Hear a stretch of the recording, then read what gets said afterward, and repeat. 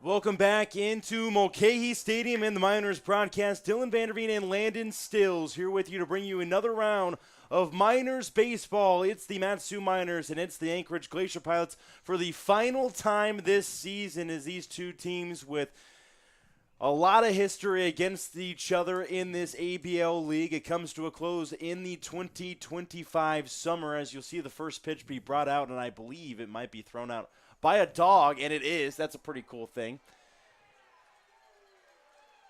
There you go. That might be one of the cooler first pitches I've ever seen, but the Glacier Pilots not having the season that they necessarily wanted this season, as they will finish more than likely dead last in the ABL conference out of those four teams, one over in Chudiak Eagle River, one in Palmer and the Matsu Miners, and the two teams in Anchorage. It's the Anchorage Bucks and the Matsu Miners that are going to face off in the Top of the World Championship in just a few days. Starting on July 21st, we will have all three of those games, if needed, at least the first two. Three, if needed, all on this Miners broadcast right on our YouTube channel, as we have had every single game. But, yeah, this is something important, though, for the head coach, Coach Price, for the Anchorage Glacier Pilots. We got word from the broadcaster in Casey for the Glacier Pilots that this is planning on being his last ever game as a head baseball coach. Coached a long time at the University of Kansas, where I did my school, so maybe I have to snag a quick pic of him before he gets out of here today, but it'll be his last game. Says he wants to be a grandfather for future summers after this one, and respect to him. And he's had a great baseball career as a head coach at many different levels. But focusing on this game, the Glacier Pilots and the Miners so far this season, they have faced off against each other 9 total times. The 2 wins for the Glacier Pilots have both been via walk-off, both of the score of 7-6. One a little bit earlier in the season, one just a couple of days ago at this field in Mulcahy Stadium, Landon. Yeah, it's been a pretty one-sided affair so far this season between the Miners and the Glacier Pilots, but it's not saying that they haven't had their fun share of fun games. 3 walk-offs in this series. Miners have 1, obviously the Glacier Pilots have 2. Plenty of close games, 2 7-6 wins, a couple of 5-4 wins. It's been exciting matchups, but unfortunately just haven't gone the Glacier Pilots' way.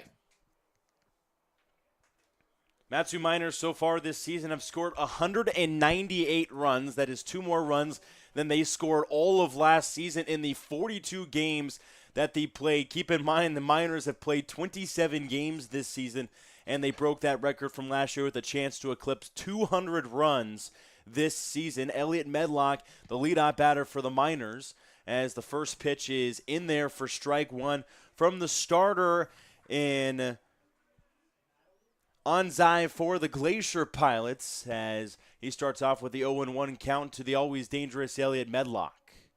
4 home runs this season for Elliot Medlock, and he poked another one out against Chudiak in their 10-0 win, and as they made sure that every single game this year played in Chudiak between the Miners and the Chinooks went the Miners' direction.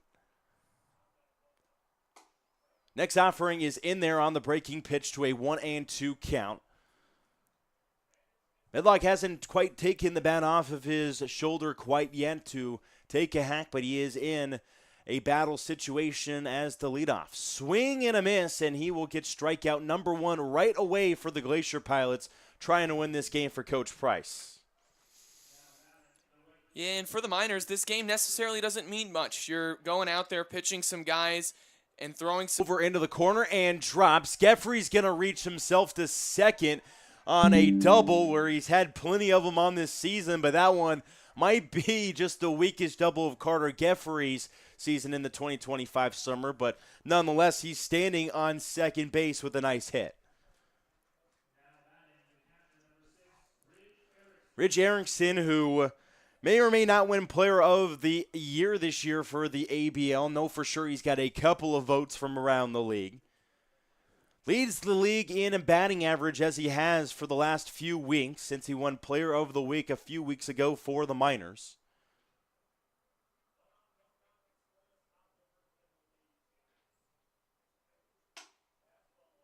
That ball is high and tight to Rich Erickson, goes 1-0.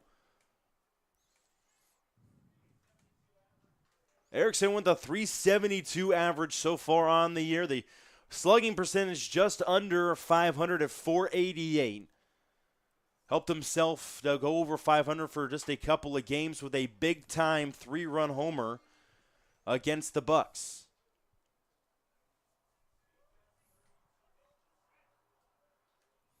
As I mentioned, it will be the Bucks and the Miners in that ABL Top of the World Championship that starts on July 21st in just a few days. Really should just say 2 days now, as that will start at 6 o'clock on Monday. Longest it will go through is through that week on Wednesday. Hard to believe that the ABL season is almost at its end, as this is the last regular season game of the ABL season, along with the one that's going on in Chudiak with the Bucks. It's crazy. It feels like just yesterday I was walking into our owner Pete Christopher's house and meeting Dylan in person for the first time. Ridge Erickson's going to strike out. Couple of Ks to start off Anzai's day. K'd out Medlock, and now Ridge Erickson, and it will bring up Evan Bilter batting in the cleanup spot today. Eberhard a little bit lower in the batting average or batting order today than he normally is. Usually bats in that 2 spot. Is down at the 6 today. I think one of the reasons for that, as you kind of alluded to a little bit, Dylan, his batting average has dropped a little bit over these past few games. We've seen him throughout most of this season as an over 300 hitter, has fallen below to the 297 mark. Not necessarily bad at all, but to Eberhard's standards, it's a little bit of a drop-off. And when this team is hitting 302 in the batting average, you can also find some hitters that are batting over 300 to maybe put in front of them. Eberhard, on pretty much any other team in this ABL, would probably be their cleanup hitter, if not like their 2 or 3 batter.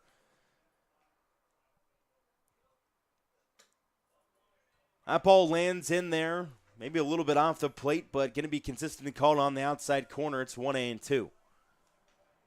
Evan Bilter's earned the nickname Captain Clutch. Heard it on the broadcast coming from Colorado School of Mines. He is such a great hitter for that team in Colorado and has become the same thing a little bit more west in Alaska.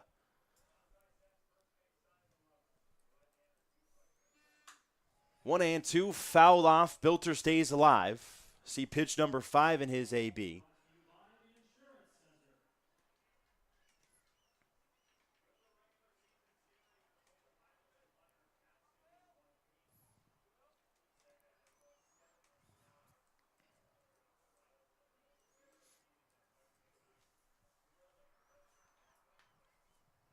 Next offering, a Bilter fouled off again in the same spot.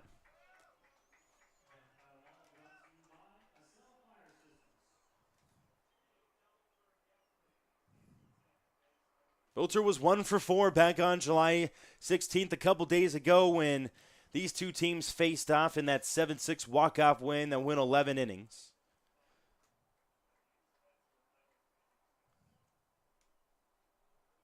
Just one of his last 7 against the Anchorage Glacier Pilots, and now make it one of his last 8 as Anzai will strike out the side. Carter Geffrey gets a seeing-eye double into right field in between a couple of Ks, but Anzai shuts down the Miners in the top of the first, going to the bottom half.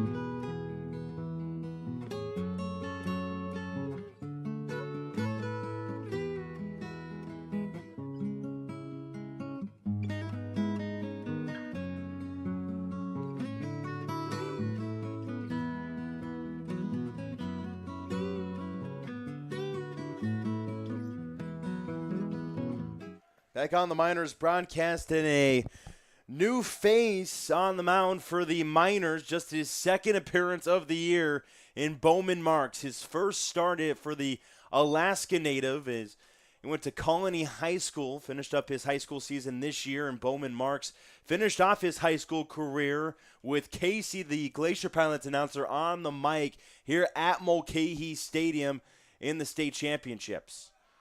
Swing and a miss. Bowman gets his first swing off of Dylan Marks.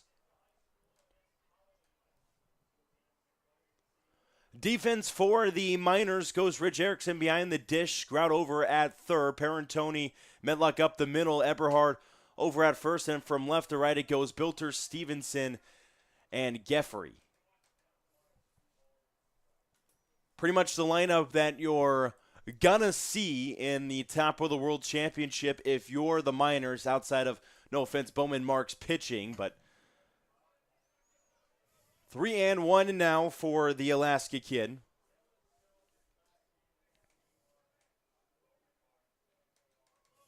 Dylan Marks had himself a really nice double that ended up putting the Glacier Pilots in front in that game in July 16th as that lands in there for a strike, 3-2.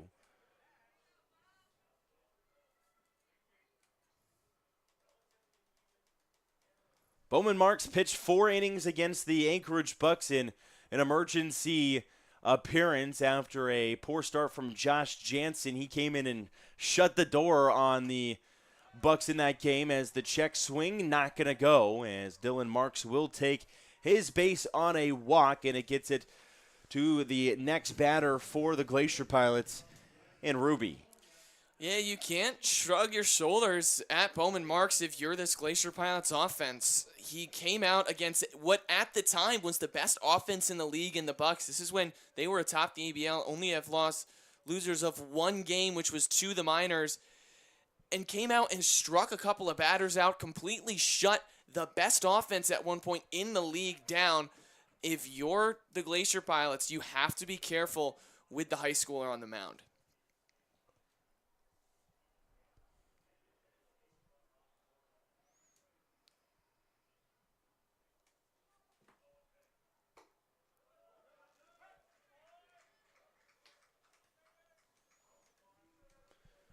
Glacier Pilots are winners of 2 out of their last 3. Beat the Miners in that 7-6 win. They beat the Bucks 5-4 before losing at Chudiak 7-5 yesterday.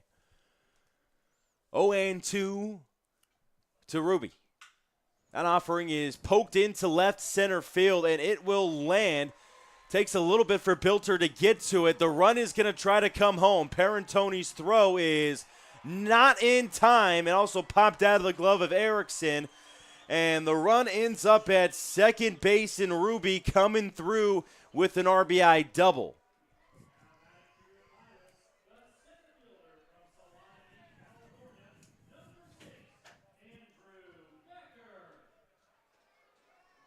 Marks hustled himself around to score on that play for the Glacier Pilots to put them in front early in this bottom of the first. Still no outs recorded for Bowman Marks. He had Ruby down on an 0-2 count and ended up giving up a base hit into left center.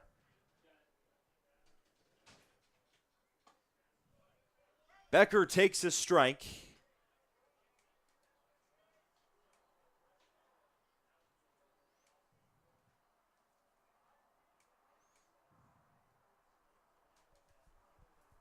Going on 0-1 from the Alaska native of Bowman Marks. Next offerings in the dirt, blocked by Erickson, 1-1. Becker got tied up by Kai McGarry in the RBI total. They've each got 23 to try to get the RBI King title of the 2025 summer. To pay attention to how McGarry does over in Chudiak.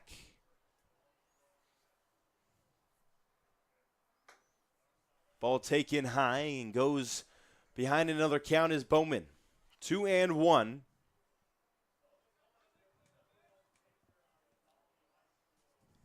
Mentioned he was a real good stud on the Colony High School team, was the #1 pitcher on that team.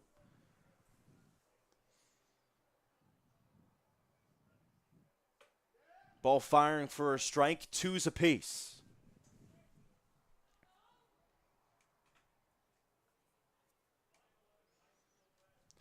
Becker just batting below 300 at 292 and has had an excellent summer, totaling up those 23 RBIs.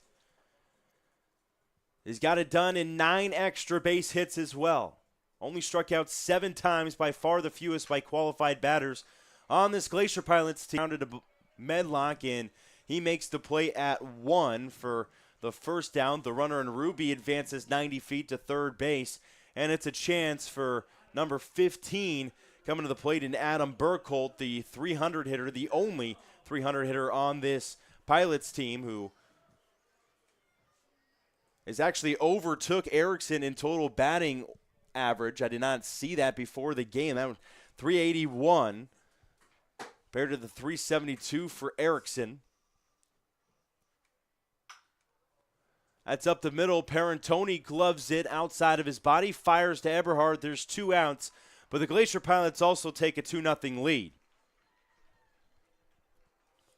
The Pilots have had some trouble plating runs against the Miners this season, and had a trouble overall in this season as well, as they just got over 100 total on this season with 114.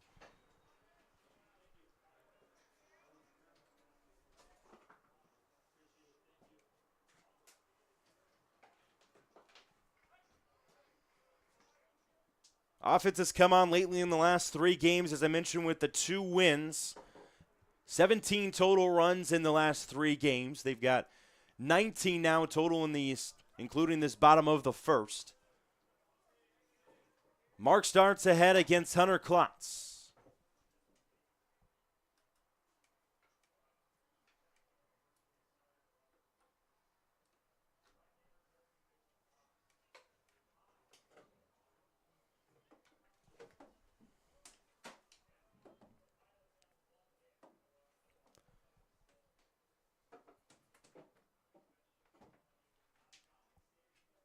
The 1-2 incoming from Bowman Marks, fouled straight back, surviving to see pitch number 5.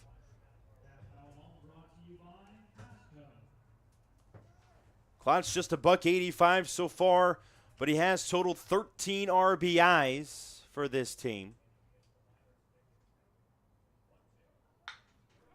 Over to Eberhard, he gloves it, will step on first to end the bottom of the first inning, but 2 runs come across for the Anchorage Glacier Pilots. They lead early from Mulcahy Stadium.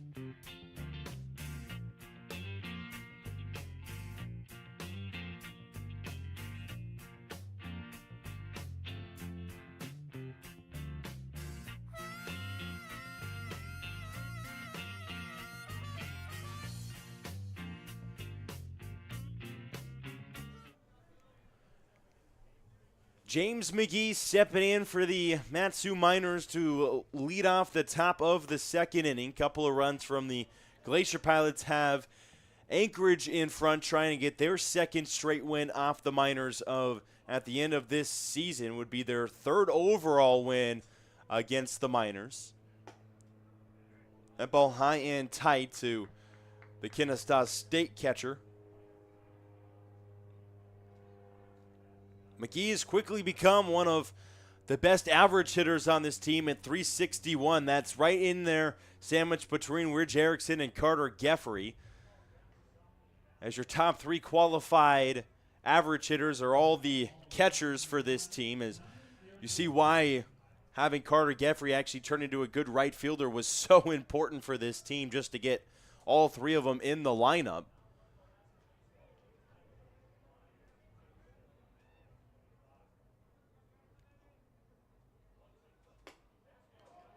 Swing and a miss from McGee, and another strikeout for Anzai, and that will be 4 outs for 4 Ks for the pitcher and starting pitcher for the Glacier Pilots, Anzai.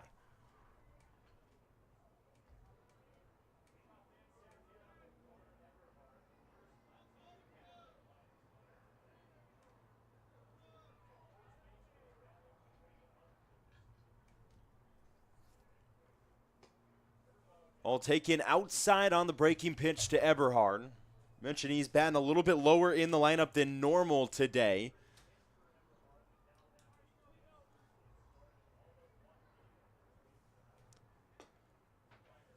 Matches with a strike to a 1-1. 3 straight Ks after giving up the double to Carter Geffrey. He's got 4 total in the game.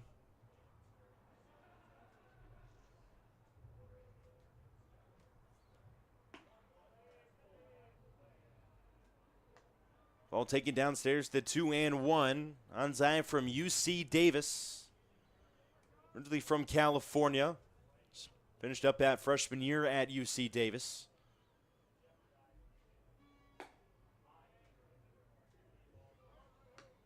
Only had 1 start against the Miners, and it wasn't a pretty one. And really actually his only non-pretty start, as he gave up 5 earned runs and with 9 hits over 4 innings back on June 30th. That'll go downstairs and outside to Eberhard. He'll put him on first base with an out and give a runner on to Carson Grout.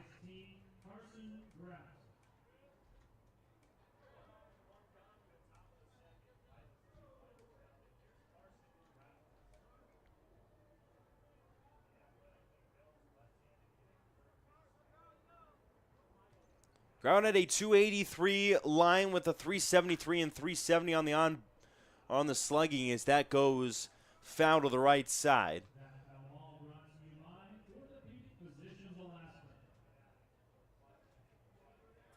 Had some really good games, as the redshirt freshman next year is going to State College of Florida to play in the JUCO level, or more likely being up at the Division I level at some point in his baseball career.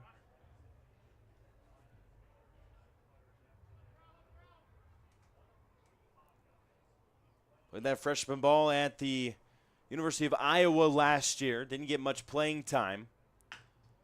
As that'll go back to the pitcher and on Zion, he will throw out his first out, not via the K, and get the runner at Eberhard in scoring position for Lincoln Stevenson. Perfect guy to have up for the Miners. Only guy in front of Stevenson in RBIs for the Miners is Ridge Erickson, who has 20. Stevenson's had a little bit of trouble getting to that 20 mark. He's been stuck at 19 for a little bit.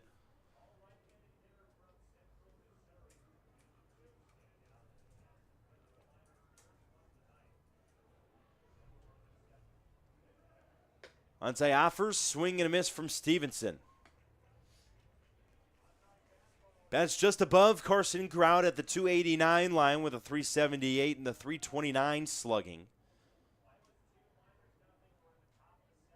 Got 3 extra base hits, all doubles this year for the Central Missouri Mule.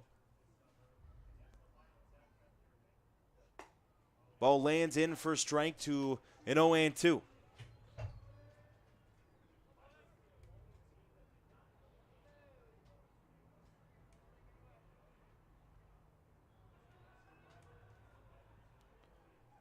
Onside takes a little bit of time to get his pitch. Now he's got it. The 0-2 is upstairs.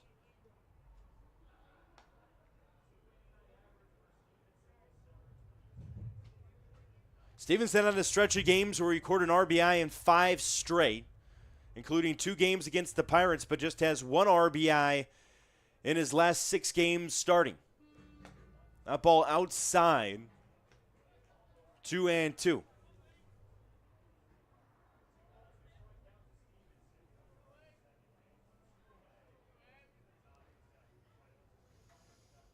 Eberhard waits off of second, waiting to run on something hit from Stevenson. Unzai shaking off a couple of pitches. Now he's got what he wants. The 2-2. Into right field it goes. It is down. Coming around is Eberhard. He's going to score, and the lead is cut in half for the Glacier Pilots. It's 2-1. And Eberhard, we talked about it earlier. He got moved down a little bit, probably not due to the struggles he's had from the plate, but we've seen that sort of batting average tick down, and now Stevenson gets on base, or Eberhard got on base with that double, and then now Stevenson doing a great job to bring the runner home.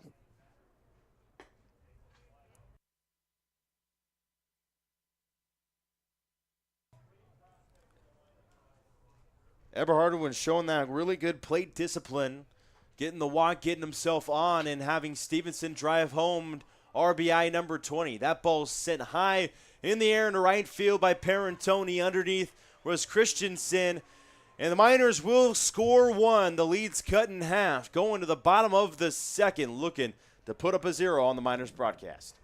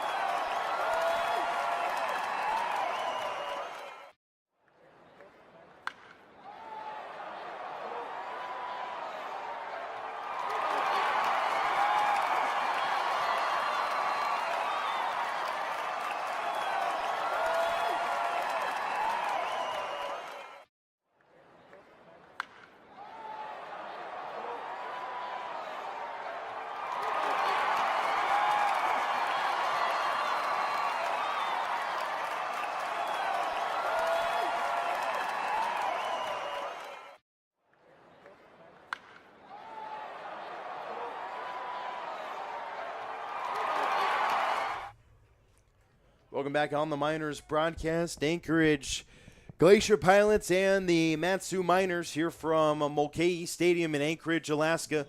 Bowman Marks looking to have a cleaner second inning than he did in the first inning. It was a 2 spot by the Glacier Pilots, scoring early against the Miners, against the Alaska native from Colony High School.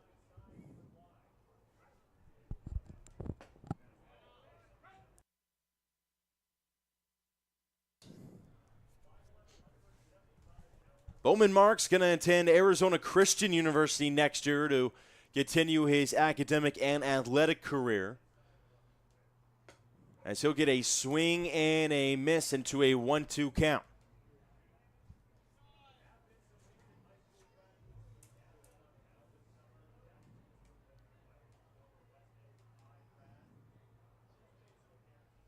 The 1-2 pitch is too far outside.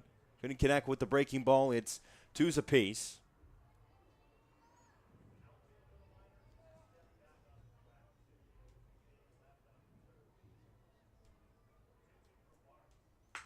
The 2-2 belted into left center field, and another 2-strike hit against Bowman lands. And the leadoff runner is on again for the Glacier Pilots as it will bring up B.J. Rodriguez.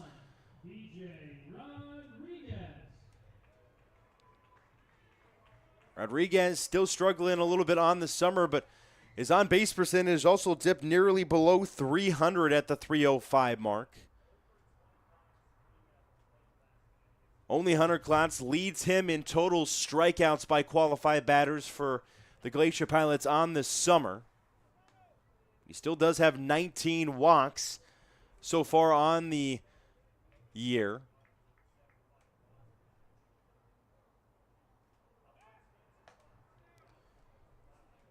Checking the runner, but no dice. Teasing got on via base hit into left center field. Now it's Rodriguez, then Freeland and Christensen after that.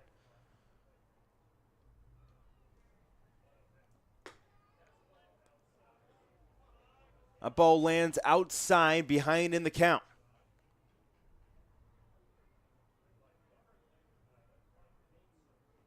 Rodriguez once led the ABL in total walks, but has only had one in his last 6 games. He's in for a possible one here, up 3-0 in the count. Bowman Marks going to have to climb the ladder with Teasing already sitting at first. The Miners cut the Glacier Pilots lead in the top half of the second to make it 2-1. And the Glacier Pilots are back in action with the first 2 runners on in the second. This game really all about saving pitchers for the Miners as the Top of the World Championship starts on Monday. They'll have an off day tomorrow, as will the Bucks, before they start that series on the 21st. Expected starter is going to be the California Baptist star for Michael Malky for the Miners. The expected starter will be R.J. Rouet or Cade Finazzo for the Anchorage Bucks in that game 1.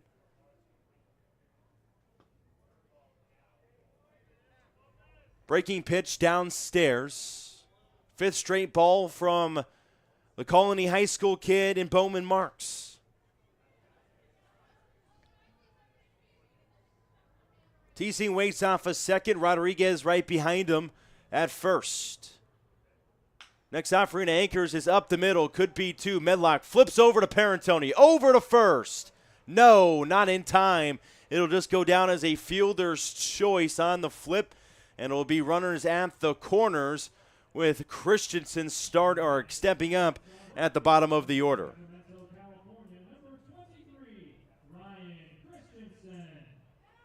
And Bowman Marks still has that double play in order, keeping that runner at first. Can get himself out of the inning with just one more pitch, ground ball.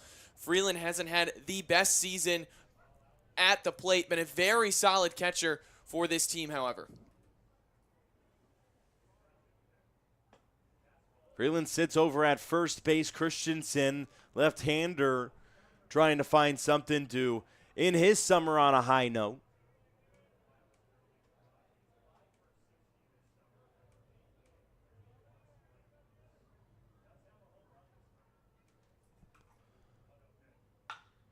Ball hammered down the line, but it's going to be foul. It would have rattled around in the corner if it landed fair, and luckily for the Miners, it lands foul. Christensen just 5 of 60 since coming over from Sacramento State later in the summer for the Glacier Pilots. Had a lot of trouble even staying around that 100 mark on a team that's really got a lot of players that have struggled to hit just a .213 batting average for the Glacier Pilots in 2025.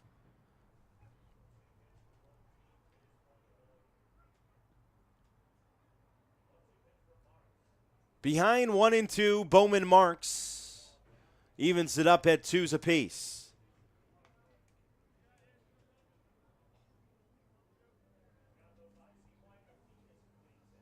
Bowman doesn't have an AB this year for the Matsu Miners, but does have some pitching, as they didn't really need him as a middle infielder. That's what he is when he doesn't pitch. 2-2, swing and a miss. Christensen will go down swinging, and it is 5 for 61 for the Sac State kid, and it will bring up the top of the order with Dylan Marks.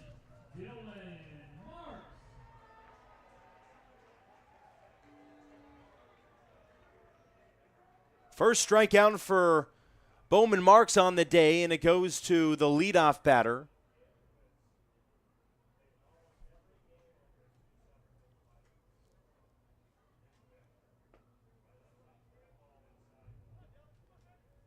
Marks got on via a walk his first time up, ended up coming around and scoring on the double by Jet Ruby to score the first run of the game.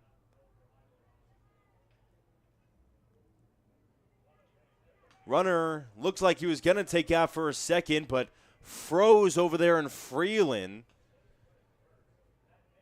Might have hurt the pitch a little bit as well with Erickson dropping it, but goes to a 2-0 now for Bowman Marks. Started behind in quite a few batters, but is trying to keep this inning at a minimum. And that will peg Marks right in the back. It's going to juice up the bases and bring up Jet Ruby, who has scorched the minors for a couple of big ones in the last couple of games.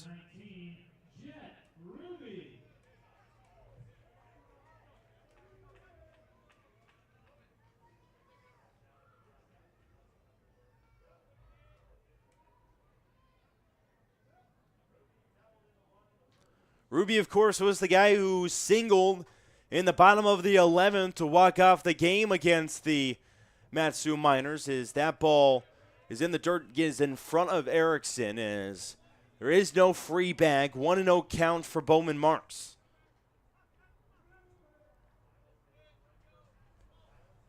The Miners were shut down as it started with second and third in the top of the 11th in that 7-6 loss, and Gunnar Mountcastle did a good job of not letting a run come across, pitched out of it, and the Glacier Pilots scored with 1 out off of Gabe Smith when they started with runners at second and third, thanks to Jed Ruby.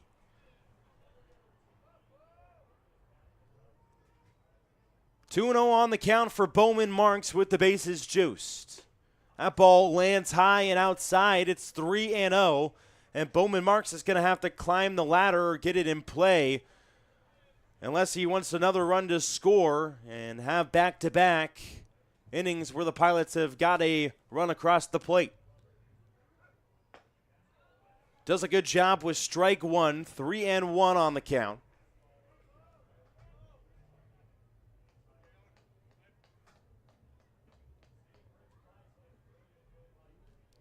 Ruby came around and scored that second run of the bottom of the first and is trying to come through. But it's going to be grounded over to Eberhard, and he'll step on the bag to end it for the second straight inning. It's a 2-1 game still as Bowman Marks leaves the bases juiced going to the third.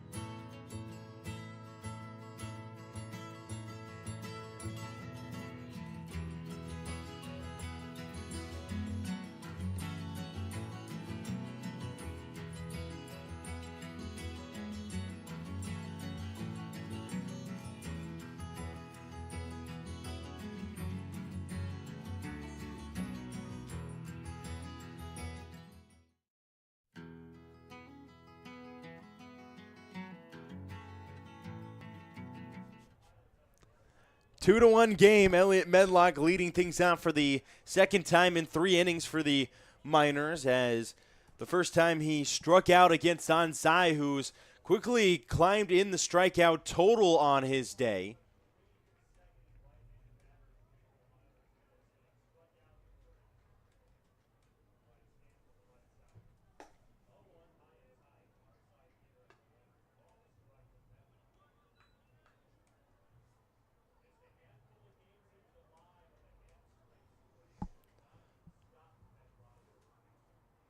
Medlock taking another hack well out of the zone. That's how he kind of struck out his first AB. Top of the third at Mulcahy Stadium, 2-1 game. Next offering is in there for a strike. Medlock's going to strike out, and it will be out number 1. Brings up Carter Geffrey, still batting right around that 348 mark in the 487 on base percentage. He's gotten over 20 walks now this summer on his resume.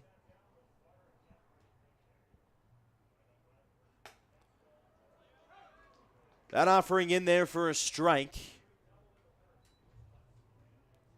Geffrey really started off slow in exhibition play, but has turned on the heat and has never turned it off in the league play. He'll take a hang through 0-2. I saw at least one ball go out over the batter's eye in center field in BP today. Tyler Brown was quick to make fun of me when I asked him if that went over in center field, and he said, yeah, it's like the 7th time he's done it. And whatever, Ty. It's the first time I saw it, so. Dylan, I'll come to your aid there. It was also the first time I saw it. We've heard so much about how no ball is ever going to leave over center field. So for us, when we see Carter Geffrey hit one, it wasn't just like a little towards left center. It was straight away at that tree right out there in center field. Of course we were going to be a little excited. 2-2 for Geffrey. Worked himself from the 0-2 to the 2-2 with a good eye. Miners have 199 runs, looking for a run 200 on the summer.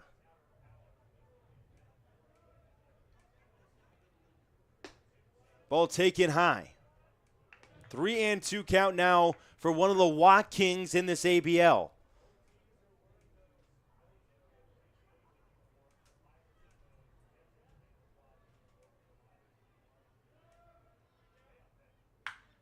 That ball is smoked into the bullpen, but obviously hooked foul. Sounded amazing off of the bat.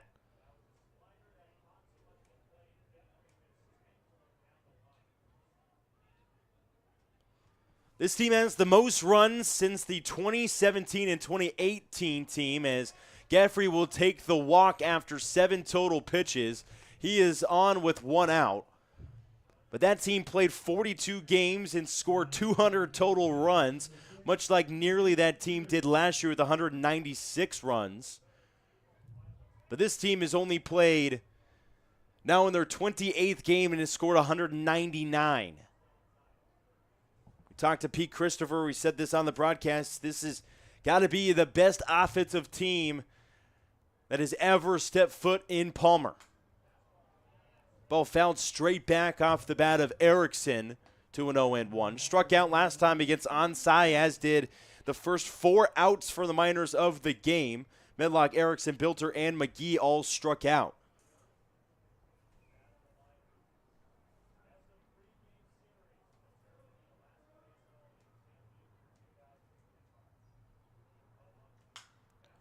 Erickson slices it foul.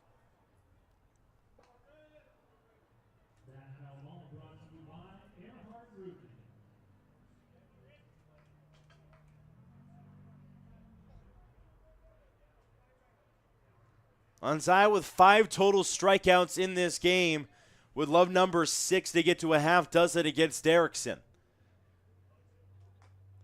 And that is going to hit off of Erickson's hand or wrist area, and he will take himself 90 feet to first base. And the 2 runners are on after the Leadoff batter in Medlock got out.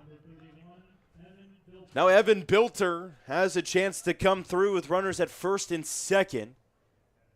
Could be a bunt situation, but less likely with one out than there is with no outs.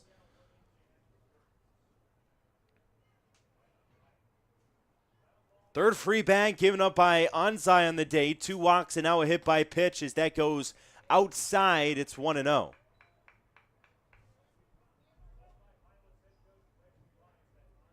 Miners batting of the season.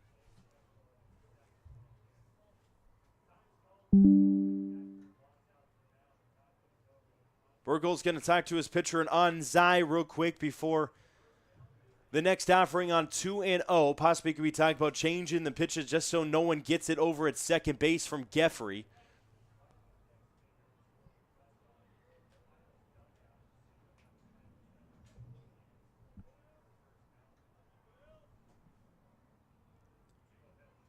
The 2-0 is fouled straight back to a 2-1. The 2 catchers are both on. The other one sits in the on-deck circle, and James McGee after Bilter.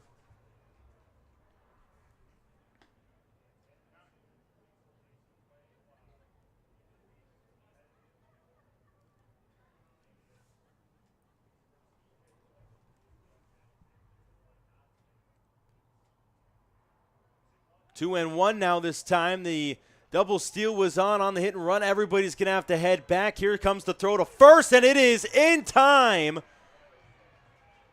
to double play and get the out, and then the throw out of Erickson. So lining into the double play was Bilter. Not much you could do about it as the double steal was on. Goes to the bottom of the third, 2-1 game.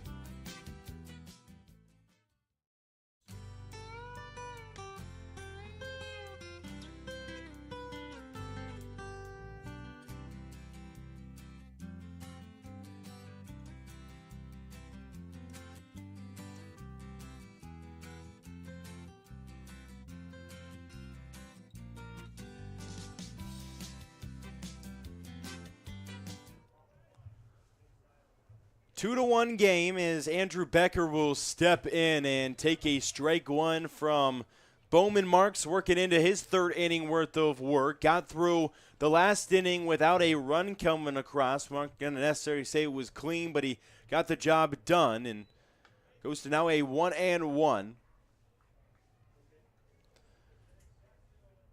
Becker and Burkle have been the two main hitters on this team, and Anchorage Glacier Pilots would struggle to find a really good third one. Maybe Jet Ruby as well has been really, really good.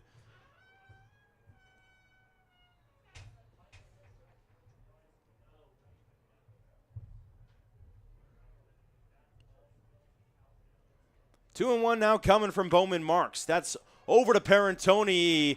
Bounced off of his glove. Would have been a real tough play to get up from his body and get that play over to first in time. And that will be an infield single for the Glacier Pilots against Bowman. And the leadoff batter is on again for Burkle stepping in.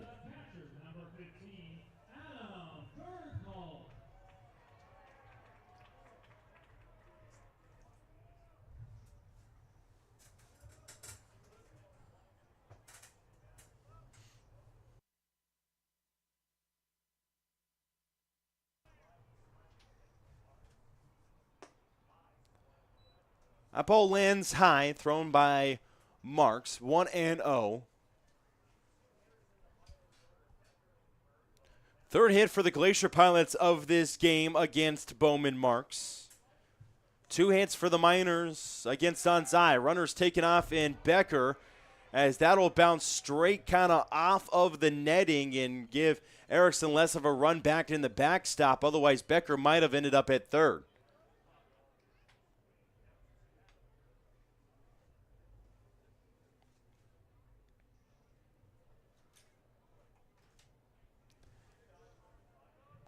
Klotz, TC, and Rodriguez after the cleanup hitter in Burkholt, who has quickly raised his average even better than Rich Erickson at 381 on the year. First time that we've seen Rich Erickson kind of be topped in that RB or in that average total in quite some time. The junior from Dallas Baptist took it over.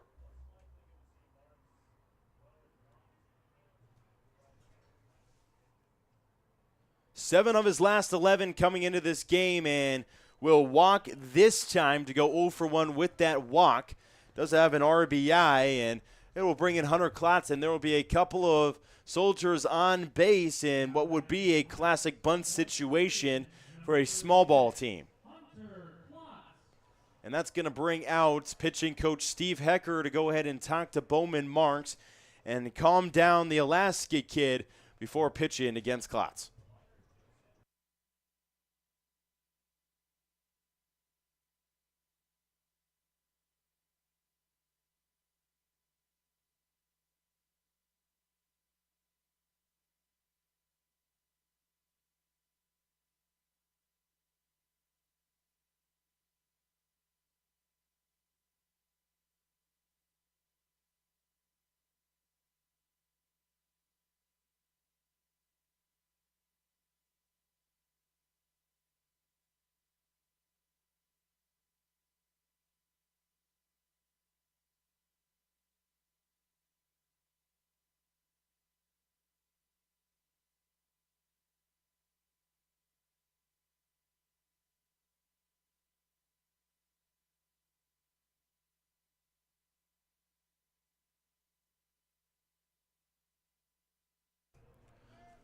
Welcome back in the Miners broadcast. Dylan VanderVeen, Landon, Stilz. In front of this AB from Bowman Marks to Hunter Klotz as that ball goes downstairs. Steve Hecker, the pitching coach, who has very rarely lost, just 2 losses since he's gotten here for the Miners. He came when the team was 5-4 and has been here ever since then. I would say that's a pretty good record of 16-2 for Steve Hecker. Yeah, can't really do much better than that.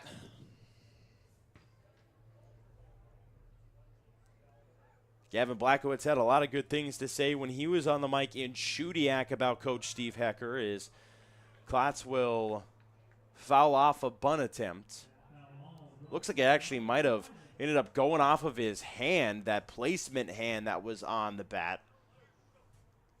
So can't come through with the bunt. It's going to have to come through somehow other situationally to try to get the runners over. Becker waits over at second base. Behind him is Burkholt. The 1-2 coming from Bowman Marks.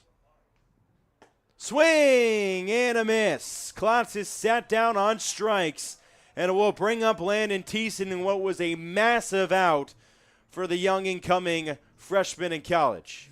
Massive out indeed, Dylan. That now sets up the double play ball. You can do it at third, second, or first with runners on at first and second. So this is a big spot for Landon Teesing, who already has a base hit today against Marks.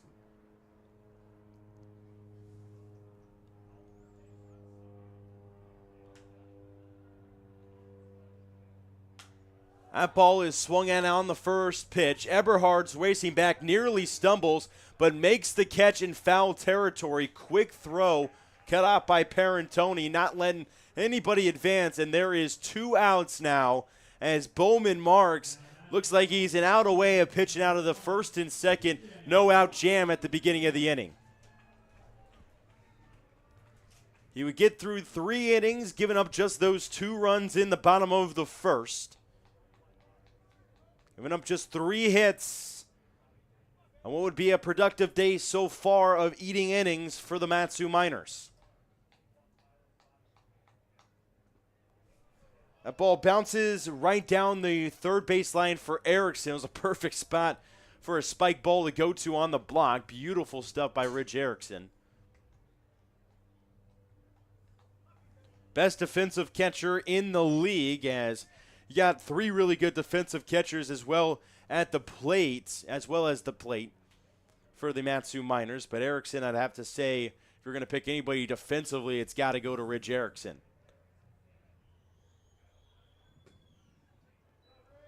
Ball low and inside, 2-0.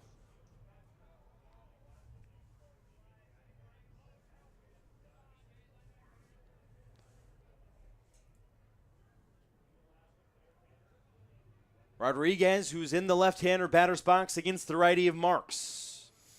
Taken to a 3-0 count. And this is where Rodriguez has gotten opposing pitchers this year. It's with his plate discipline, not necessarily overpowering with his bat, but has a very good know of where the zone is. And now that'll be a ball 4 to Rodriguez. He's walked twice. I mentioned just 1 walk in his last 5 games for him, but he walks twice today against the Miners, against Bowman. And now that is going to load these bases with 2 outs, so hang on a second. Talk about getting out of the jam cleanly. He's going to have to get through Freeland. And the bullpen catcher and Pedro Camacho is warming up out there in the Miners bullpen to pitch. And Eberhard is going to step on the bag at first base to end the 3rd straight inning. We're going to the 4th. Bowman gives up nothing. He's through 3. It's 2-1.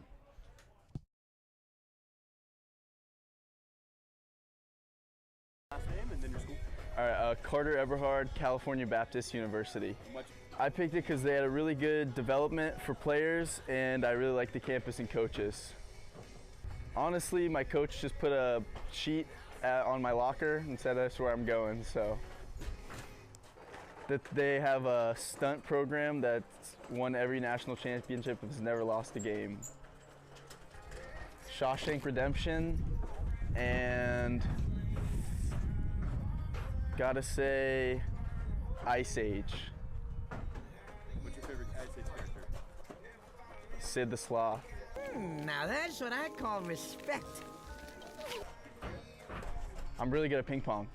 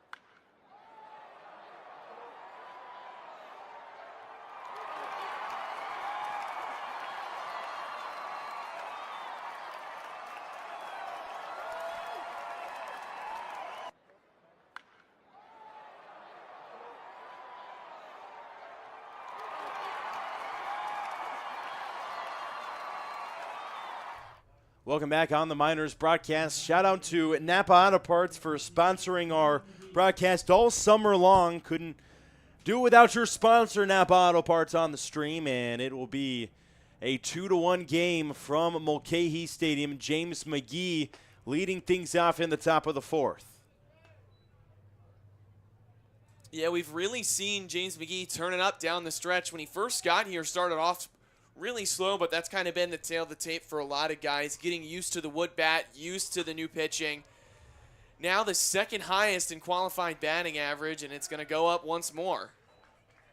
James McGee helps himself out in the average total and get himself just that much higher with that hit.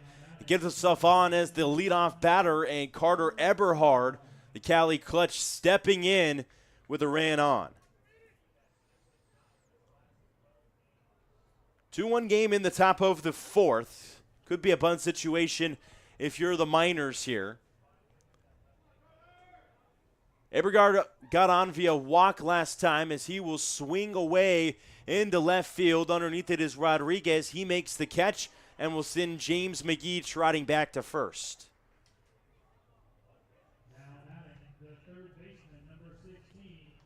Brings up Carson Grout.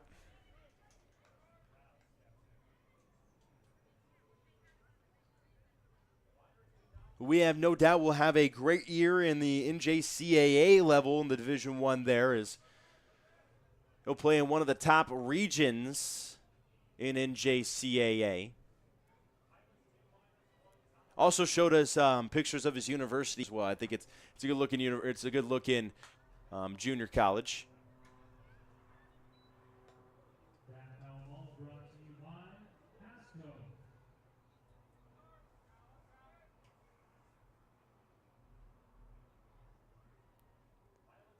0-1 count after the foul ball to Carson Grout. James McGee waits off a first. Swung on and hit deep into left center field. Going back towards the wall and gone! Carson Grout is poked out his second homer of the year, and he will point to it in left center, and he has made this game 3-2. So he could go back and touch the bag. Hi.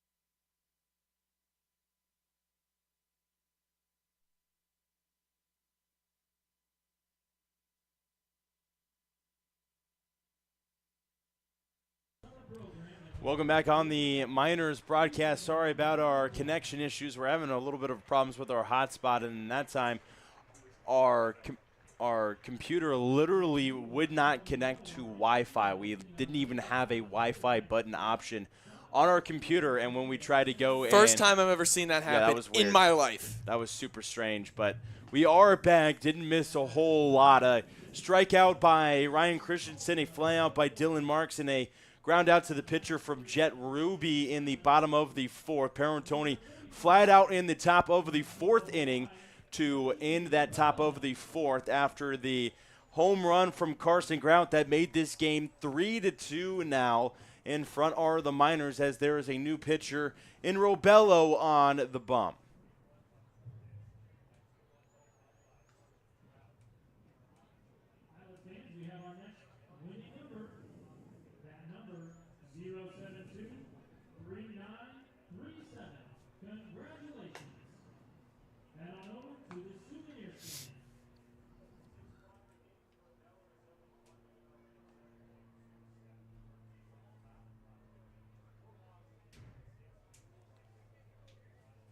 Rebellion's pitched to a 7.79 ERA so far on the year, 17 1/3 over this summer. 16 strikeouts to 4 walks. It's more the hits that have hurt him, with 23 given up in just over that 17 innings worth of work. Facing against Elliot Medlock, who's leading off a third inning for the Miners, as that will go foul. He is the leadoff batter in the top of the order for the Miners.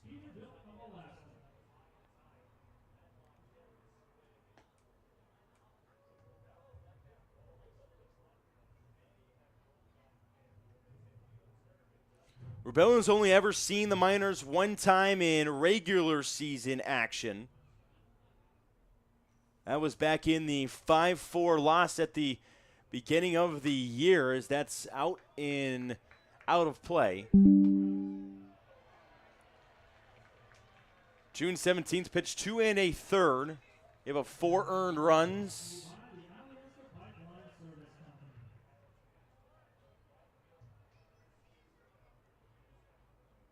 Again, we missed this a little bit of time with connection issues. Sorry about that here. Our hotspot not working as well as it normally does today. And Medlang is going to strike out against the new pitcher in Robello for out number 1, and it brings up Carter Geffrey. Richard Carter Geffrey put one out into center field in BP today. Apparently not his first time that he's done it, but first time I saw it be done. At the end of the day, we can't necessarily be surprised that he's done it more than once. Just the absolute power in this kid's swing is just off the charts. That ball fouled off. It's .348 with that .487 on base percentage. That's been real good for Carter Geffrey.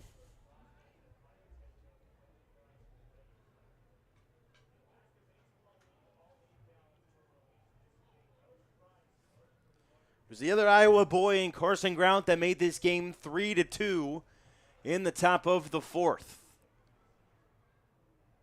Next offering in for a strike. 0-2 quickly now on the soon-to-be starting catcher for Iowa.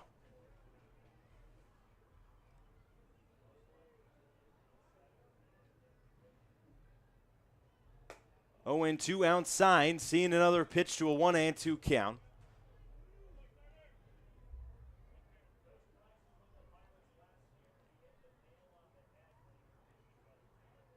Mentioned again, the last game of the regular season for both the Glacier Pilots and the Miners.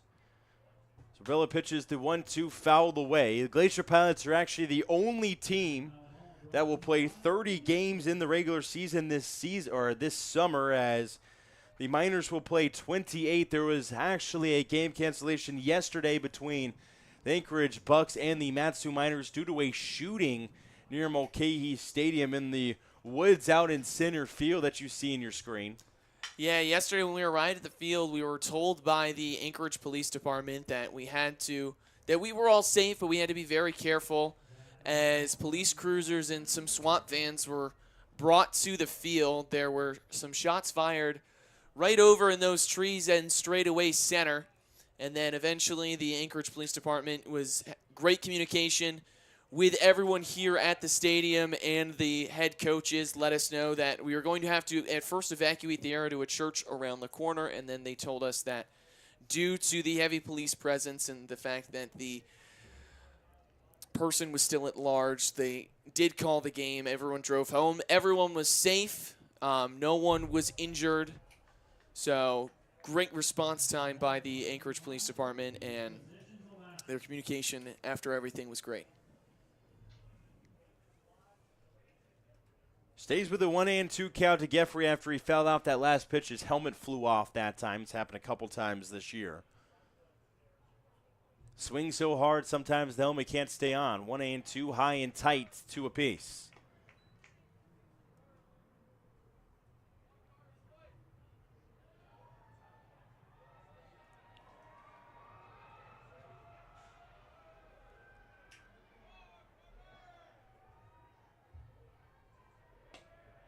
That ball lands too far inside, now 3-2.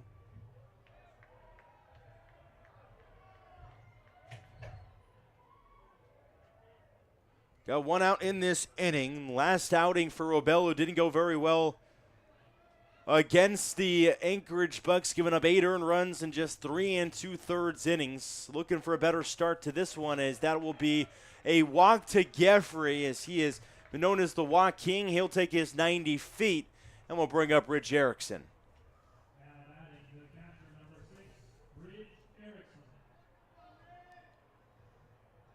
And Geffrey coming in this game over his past few, right around when that winning streak ended for the Miners, we kind of saw him come back down to earth a little bit, was swinging at some pitches outside the zone. That plate discipline wasn't as good as it was early on in this season, so it's good for him in this kind of last game to start to turn the corner back to the Carter Geffrey we knew over that 15-game winning streak.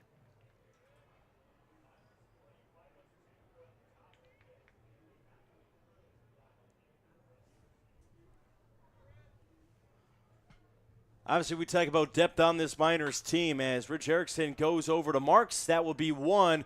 Firing over to, and they get the double play to end the Miners top of the fifth. We're going to the bottom half of the fifth inning. It's a 3-2 game. Glacier Pilots looking to tie it or more.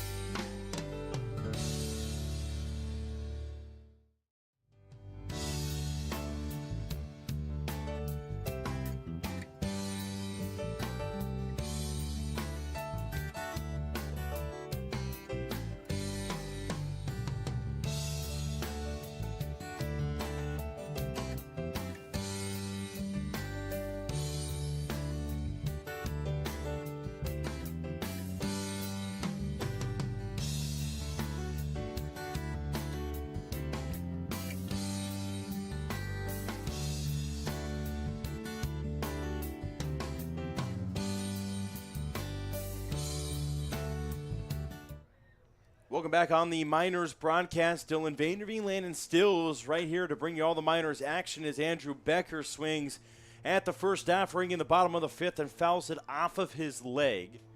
He'll shake it off and get back in there in just a few seconds. 0-1. Bowman Marks is trying to make his way through his fifth inning worth of work. Pedro Camacho's been warming up in the bullpen for quite some time. Normally the bullpen catcher for this team, but will be the relief pitcher that comes out of the pen after Bowman Marks' day is done.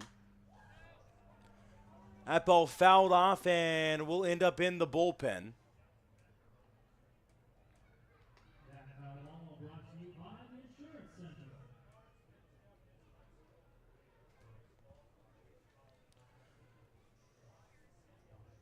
Bowman Marks will be on his 80th pitch right here in the game. And we'll go to the backstop.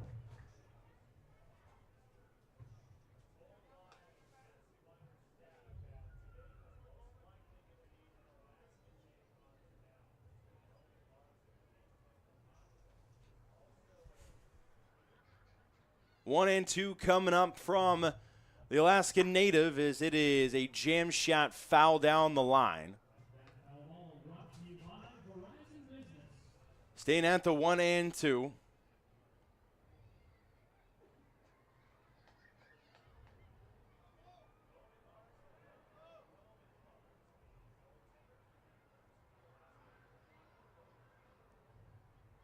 One and two, try again. And kind of just speared at by Becker. He got fooled maybe a little, and that will be a strikeout for Marks. Will be his 4th of the game, and will go to the catcher, Adam Burkle. Top of the World Championship, July 21st through July 23rd. It'll be the Matsu Miners and the other Anchorage team and the Anchorage Bucks who will face off. And what has been a really good series so far this year. The Miners have actually come away with 7 wins against the Anchorage team in this series, as the Miners have only lost 6 total times, as that's belted into right center field. Geffrey making his way back and making the catch on his knees, making it maybe a little bit harder than it was, but he does a good job in right field, as he is really a catcher by his position, but really became a good right fielder this year for the Miners, getting his bat in the lineup. There was really, you couldn't take any of the 3 catchers out, and all 3 of them played pretty much every game. Now 2 outs in a 3-2 game. Bowman looking to get through his 5th inning worth of work. Started off a little shaky with the 2 runs in the bottom of the 1st, but the last 3 runs have been scoreless, and he's trying to make it the last 4. That ball is belted up the middle and will reach Stevenson in center field. So the inning won't be completely clean 1-2-3, as a runner will get on with 2 outs and bring up Landon Teesing.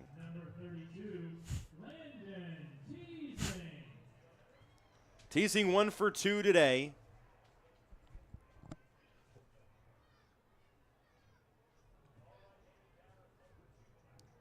"86 pitches now, coming for 87 is Bowman Marks on his outing.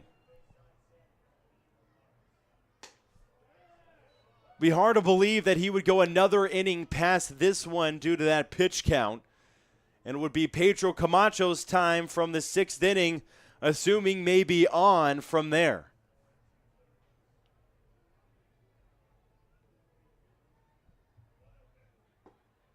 The 1-0 downstairs to a 2-0.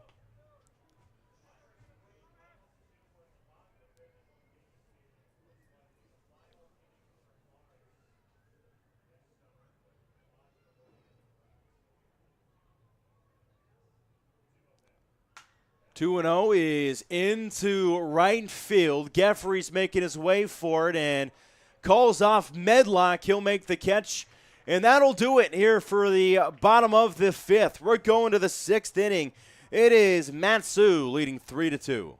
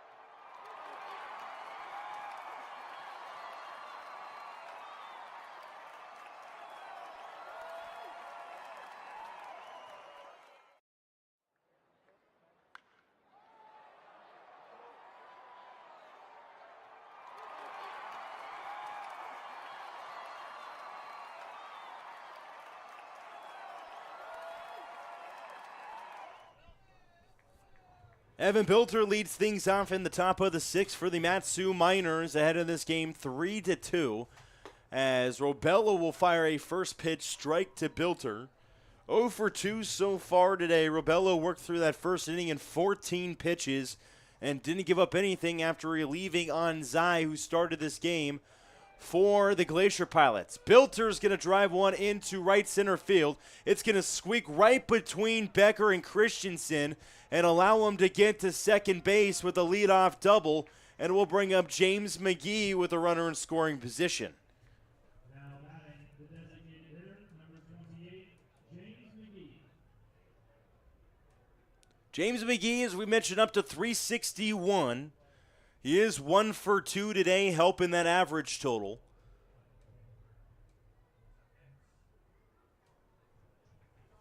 McGee comes in today with a 5-game hit streak dating back to a 2 for 4 performance on July 10th against the Anchorage Bucks. He's been red hot since July 5th when he went 4 of 5 against the Eagle River Chinooks in a 14-3 win.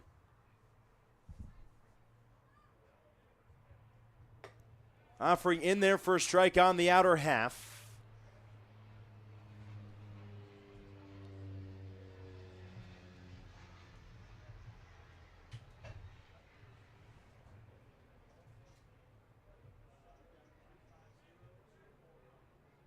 Been batting over 500 since July 5th and trying to come through with another hit here. Over to Teesing. He's going to freeze Evan Bilter at second and gets out James McGee at first. So an empty out produced by Robello, and there is now one away with still Bilter stranded right now at second.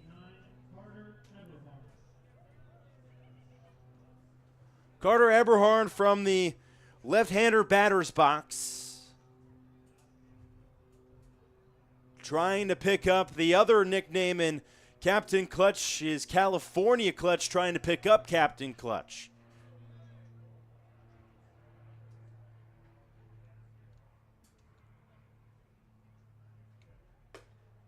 That ball outside, 1-0 so far on the count.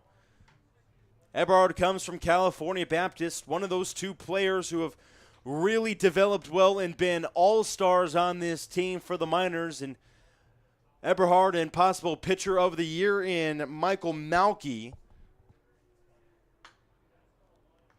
Ball fouled off to the left side.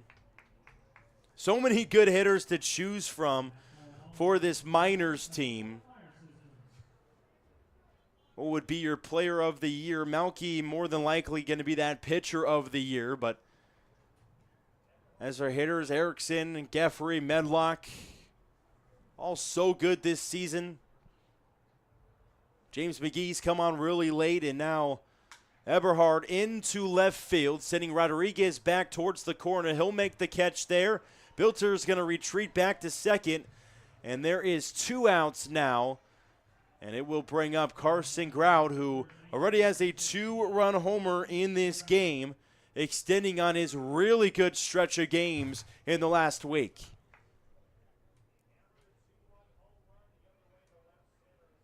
Got his average up to 283 so far on the year.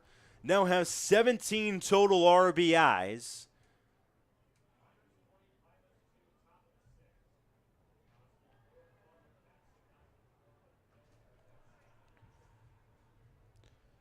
Was 5 for 5 back on July 15th against the Anchorage Bucks. Was 3 for 5 before the game before that.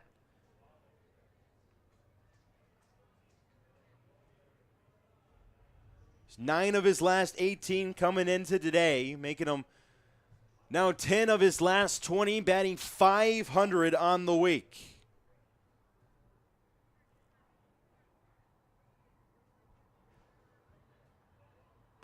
Oh, 1 too far outside and low.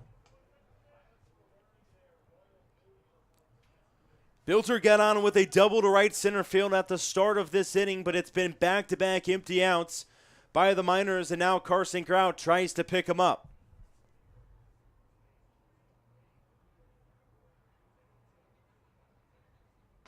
Oh, 1 inside goes to, 2-1 now.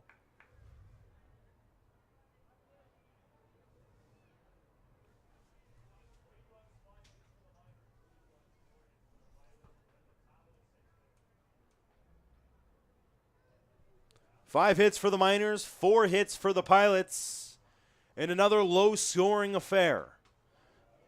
Swing and a miss, 2-2.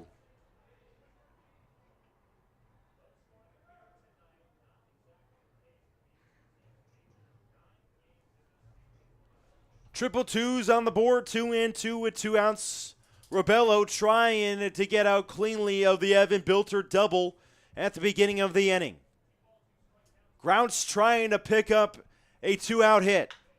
Into left field, and Bilter's going to be sent. The 4th run of the game's going to be scored, and Carson Grout has a 3 RBI game.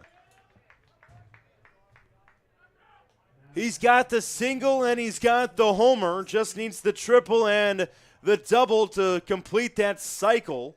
Still got time left to go in this game, and Lincoln Stevenson stepping up with 2 outs.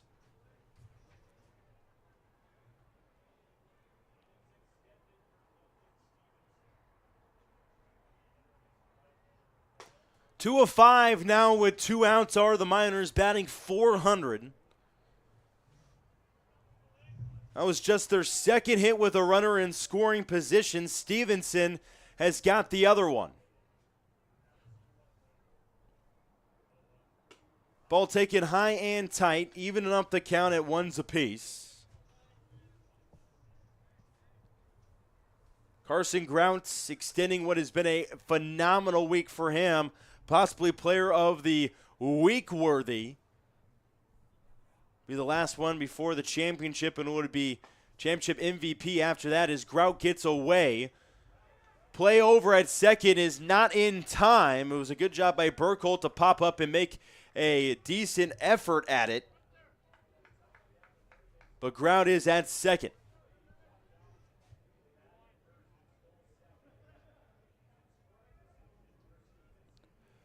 Onside started this game for the Glacier Pilots. After that, it was Robello's game, trying to make his way through his 2nd inning of work. Stevenson grounds out to Ruby, takes the candy hop, delivers the first, but the Miners score one more. It's a 4-2 game. They've doubled up the Glacier Pilots, going to the bottom of the 6th.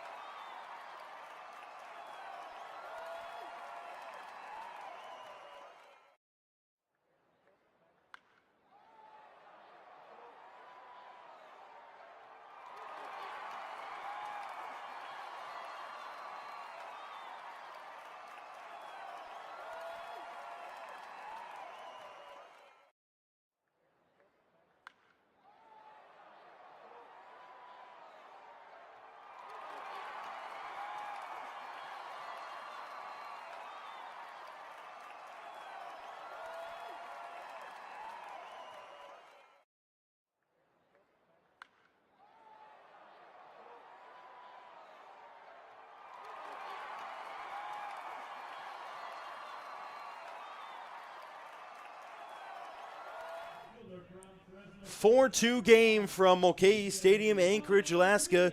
Shout out to our sponsor on the stream in Napa Auto Parts for sponsoring our stream and sponsoring the Mat-Su Miners all year long. One of our many sponsors who have been great all year long for the Mat-Su Miners and support this team playing baseball and keeping this league alive with so many great traditions, great history from this league all the way dating back 50 years. And it's been a pleasure being the broadcaster for the Mat-Su Miners all season long. We got 3 more after this with the top of the world as it's Pedro Camacho pitching to an 0-2 count. Pedro, usually the bullpen catcher on this team, getting the spotlight right now as he will nearly strike out Rodriguez as he just gets a piece of it 0-2 still. Pedro pitched 1 innings back in an exhibition game against the Kingsmen, a ministry team that came to Herman Brothers. 0-2, hammered it deep into Stevenson. He's heading back in, makes the catch over his shoulder.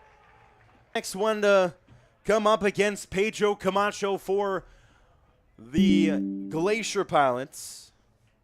Again, sorry about anything that's happening with our stream at all. It's been kind of a hectic day with our hotspot.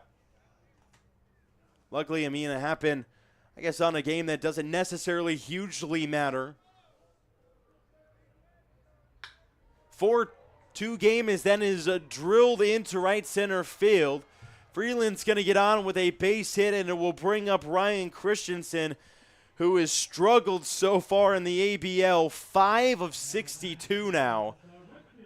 Coming from Sacramento State late to the Glacier Pilots has just not been that great for the Glacier Pilots.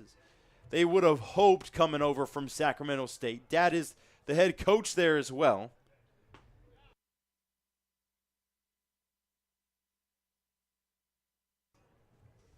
Starting off 1-0, taking a ball outside. Just 1 of 10 with runners on, and he's going to line over to Medline, and he will get out Christensen, who's now 5 of 63, and it will bring up Dylan Marks with 2 outs.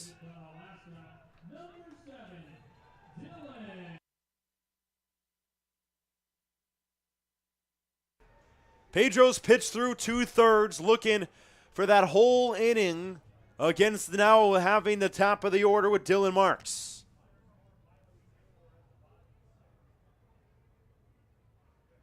Checks the runner twice and will deliver home outside.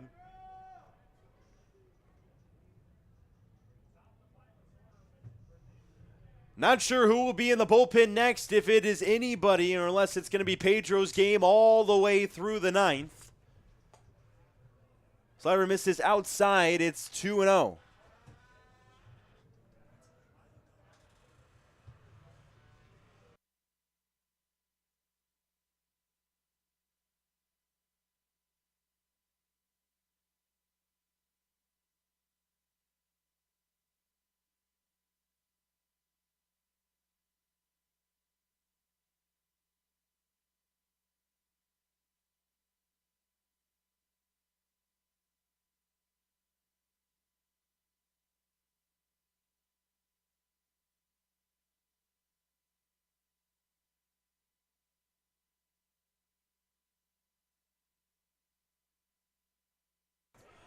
Pedro's going to touch the runner in Dylan Marks, and that's going to do it.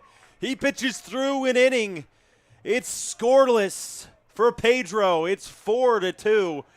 To the 7th inning we go.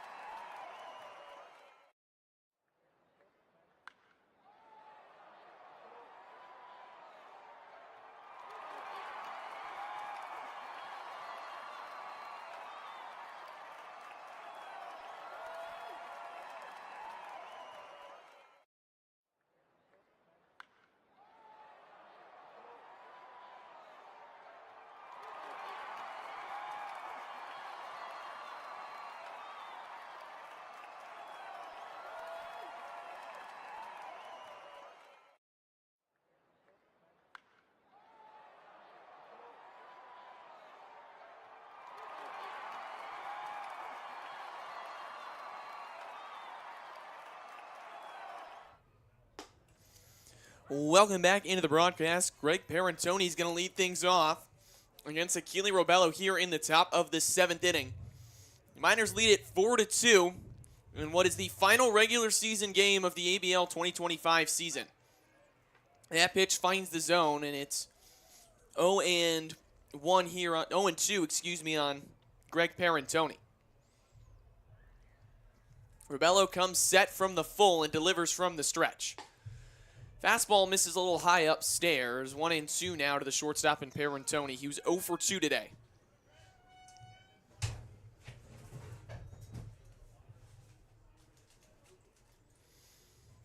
The 1-2. Slider tails a little too far outside. Evens the count up at 2s apiece.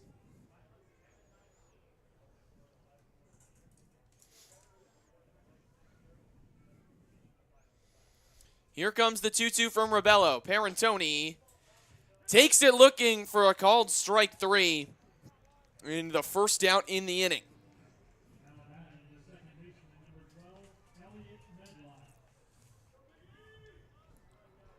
Brings up Elliot Medlock in the top of the order for the Miners right now. Trying to get number 22 of the year. Went on that long 14-game win streak that started and ended with the Anchorage Glacier Pilots, and it's been a really good season for this team, and just got to finish it off with the championship. We've talked about it so many times on the broadcast. Their 3rd win of the regular season in the last 5 years, and not won that title in 7 years now, since all the way back in 2018. Obviously, the Glacier Pilots had a good history of winning 3 in a row in 22, or in 21, 22, and 23 before the Bucks won the last one via by default, as they didn't get to play the championship series last year due to rain. Medlock strikes out and brings up Carter Geffrey.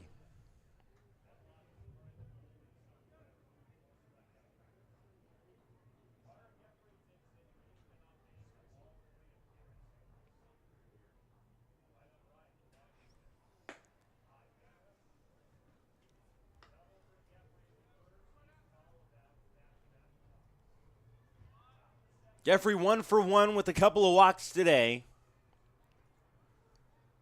Trying to extend this lead farther than 2 in a 4-2 game. Already featured 1 home run off the bat of his Iowa buddy in Carson Grout. I always find it funny, I talked about this with Gavin Blackowitz, that the van arrangements happen to end up being Carter Geffrey and Carson Grout, and then the guy next to him was the Nebraska kid and Gavin Blackowitz. Always thought that was hilarious. Gavin Blackowitz literally did say to us, he goes, yeah, if you would have told me that was going to happen at the beginning of the summer, I would have laughed in your face. But it was those guys are 2 of my closest buddies on the team, and can't wait to play Carter Geffrey next year when he's the Iowa-Nebraska series, which I will be tuned in if Blackowitz and Geffrey get in a bat against each other. How could you not be tuned in? That'd be pretty cool. I believe that is probably the only 2 Miners that have a chance to face each other. Him, obviously, and Blake Encarnacion as well has a chance to face Geffrey. That one drilled down the line. It is fair. We'll go into the corner. Geffrey's going to be on with his 2nd extra base hit of the day, and he puts himself in scoring position with 2 outs for the Miners. Ridge Erickson's going to have to pick him up, his catching buddy.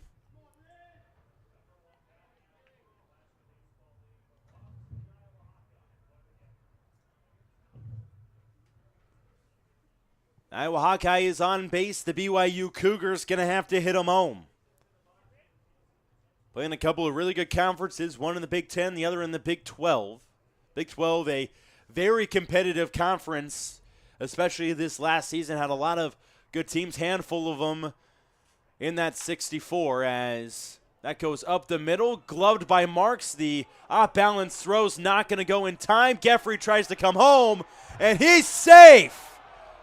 Slid around the tag to come home safely and makes the game 5-2. What a swim move there by Carter Geffrey. I saw him going, and I was in my mind, I'm thinking, I don't know if that's the right send there, but Geffrey proves me wrong. Beautiful swim move to avoid that tag. The catcher can do it all. He does it in behind the dish. He does it at the plate. He does it in right field. He does it on the base pass. It doesn't matter. And it makes it a 5-2 game. And Evan Bilter stepping up. What a play by Carter Geffrey to get out of that tag. And now maybe a little rattled is the pitcher of Robello.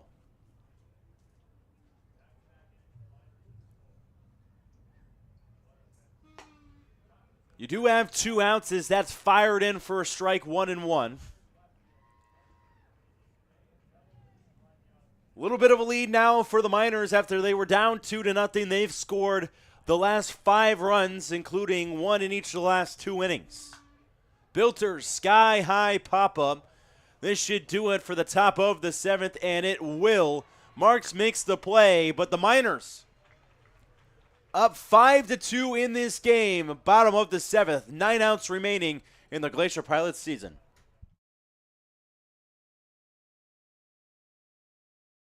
Ridge Erickson, I'm from BYU. Joe McGee from St. Mary's. Why'd you guys pick your college? I chose BYU. It's Big 12, good competition, and it's a good culture there. Oliver Hall on the weekends. One of my past teammates went there, and he called me and said if I wanted to come, and I said, yeah. I just really wanted to live with a host family. Probably a trumpet. I can play the trumpet. Clash Royale. I'm good at Clash Royale. Favorite SpongeBob character? I like Gary. I'll go with Patrick. That's Patrick. Laugh right now. I don't know how to do it. Come on, you got it.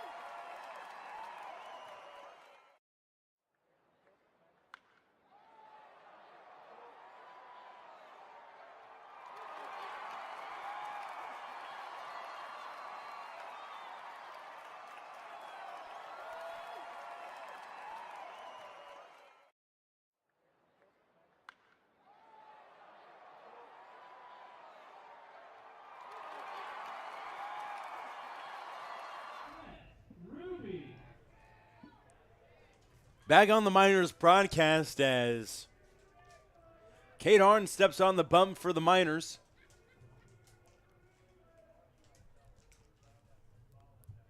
A 5-2 game, and it's the kid from Bowling Green is making an appearance. I'm wondering how long he will go. Usually a longer reliever, but I can imagine that he would go all 3 innings in this game, and you would maybe burn him and not have him for that July 21st game that you're more expecting to go through a bullpen route. But you can see I'm not Coach Tyler Brunn, and I'm not Coach Steve Hecker as well, so they know what they're doing.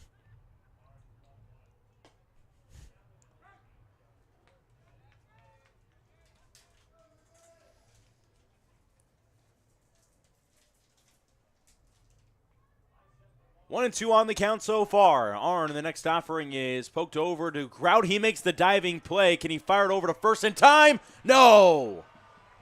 It was a good pick by Eberhard as well, but just not in time. But a really good play by Grout, just a half a foot late. Yeah, Ruby just with enough speed to beat that throw out there from Grout. It was a beautiful play over there at the hot corner from Carson Grout.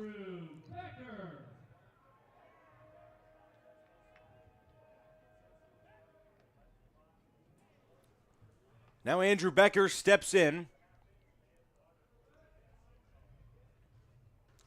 Ruby off of first. The next offering, the bunt as Erickson fires down to second is going to be foul.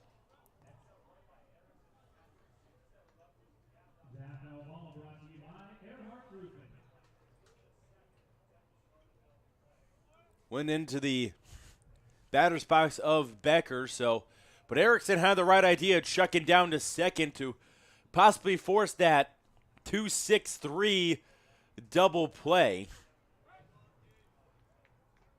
How common that is. Not.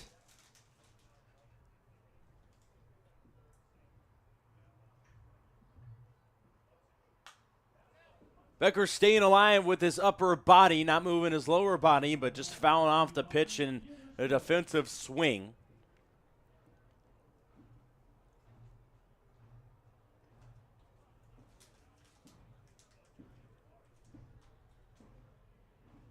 Oh, 2 again. Not chasing the bait. This time was Becker. It's 1-2.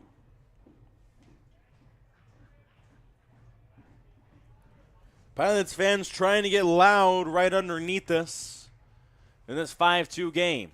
Fired in for a strike 3 call. Becker sits down, and it will bring up Burkholt with 1 away.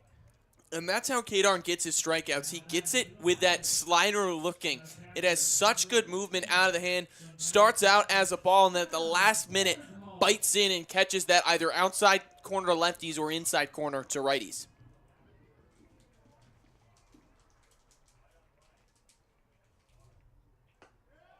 Another really good pitch in there for a strike. 0-1. Ruby right now stranded over at first after he got on via a hit that was an infield single after it was gloved over at third by Carson Grout.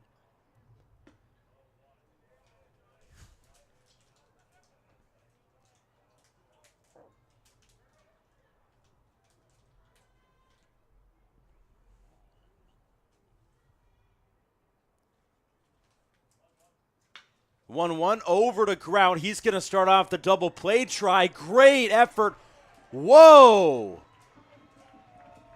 And they said Medlock was off of the bag. I thought that ball, he was on the bag, and that ball kind of took him off. But I thought for sure they were going to get the one play at second base, but the field umpire sees it differently, and it is first and second with 1 away. Yeah, obviously the field umpire a lot closer than we are to that second base bag. From up here, Dylan, I agree with you. That looked like out number 2 in the inning for Cade Arn. Medlock will certainly have a second look at that play, more than likely after the game.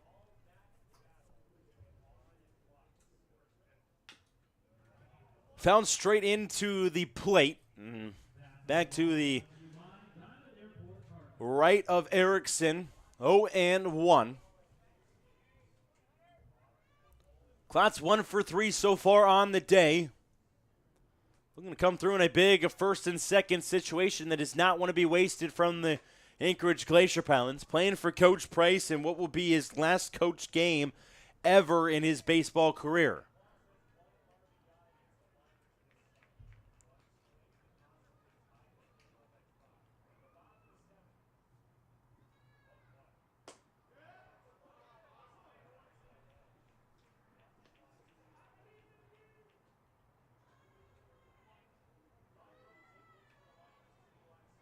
Two and one so far to Hunter Klotz. Felt off to the left side, 2-2.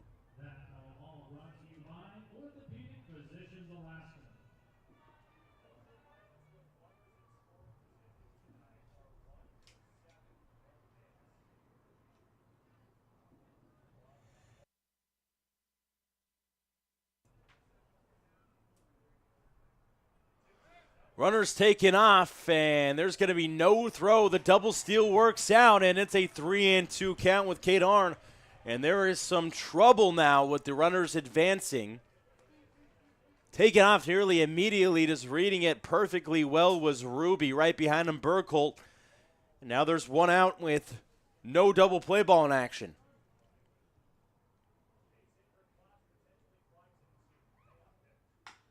Klotz over to first. Eberhard is just going to step on the bag. Thought about going home for a second, but he'll take the out for the run. And it's a 5-3 game with 2 outs. Interesting decision there by Eberhard. He had the out at home, elected to take the guaranteed out at first, however. It would have definitely been a close play. I think Eberhard probably made the right play there. You know, in a 5-2 game, you want to maybe just take the out, get that second out, and then play with the 2-run lead. Nothing hugely hurt right now for the Miners. 5-3 game, 2 outs. Arn needs just one more. Mitchell again, it's going to be interesting to see what happens next with the Miners. There is an arm going on in the pen. I believe it is big number 50 in Grayson Chapel.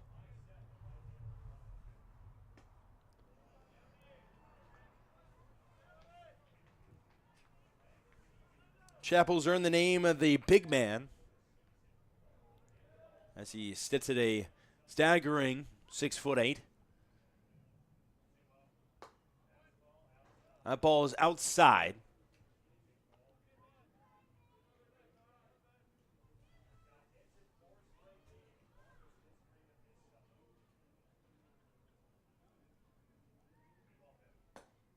To 0 to a 2-1. Kate Arn trying to find it again for this final out.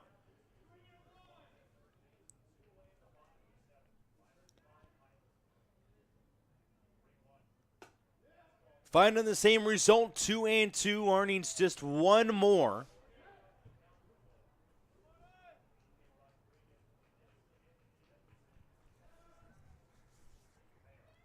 Payoff is fouled away, 3-2 count. Excuse me, I thought it was 2-2.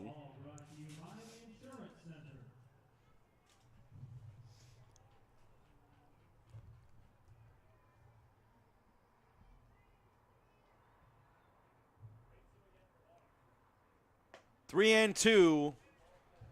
TC will take the walk in. This inning continues. Now batting for the Pilots, the left fielder from Fresno State, number 1, DJ Rodriguez.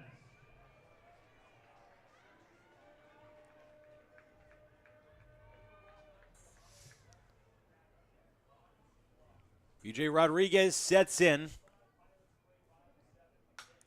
as he will hit a ball into left field. Bilter's going towards the warning track and making the catch there. It's a 5-3 ball game. The Pilots get one back in the bottom of the 7th. 2 innings left to play. Pilots fans, we've got our next fan of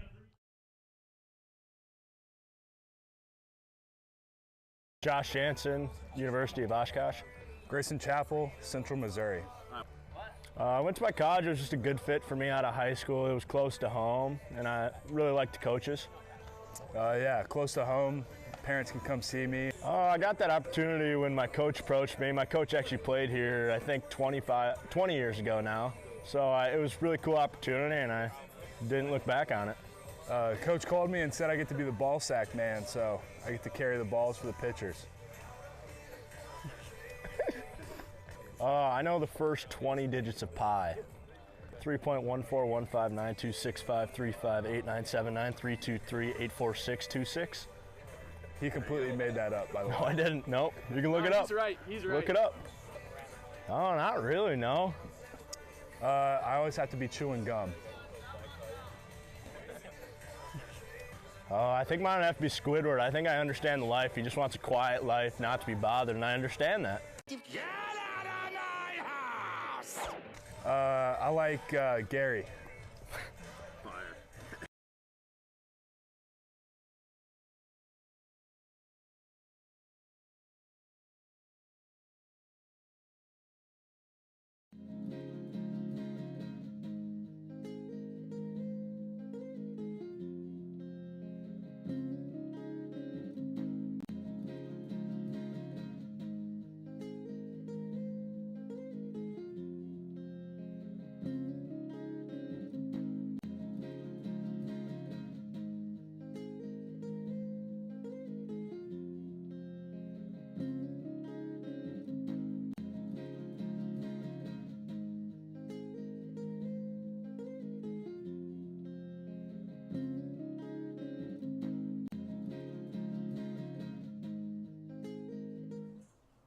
Aiden Espinoza leading things off as a pinch hitter in this game for the Matsu Miners.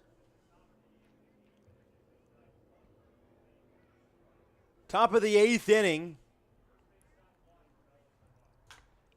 as Espinoza goes off to the left side.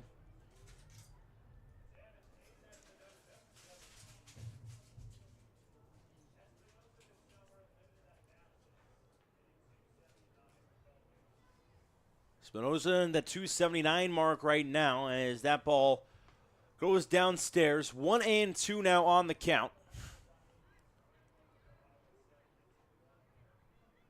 1-2 coming from Robello to Aiden Espinoza. Too high, it's even out on the counts at 2s apiece.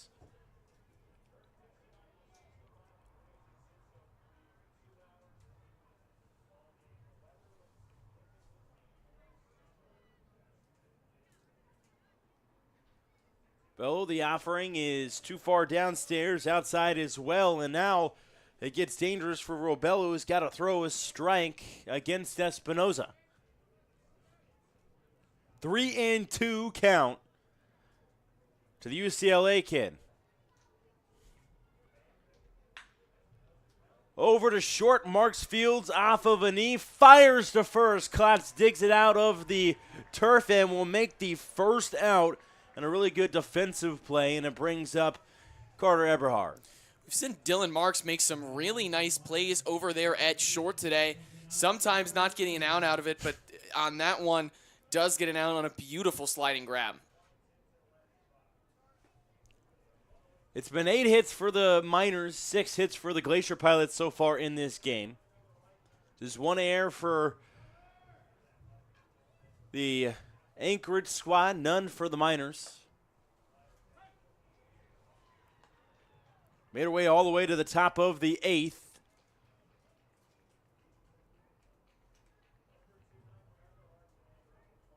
Five game in the top of the 8th over in Chudiak as Eberhard sends that out into left center field. Rodriguez is underneath. There's 2 away.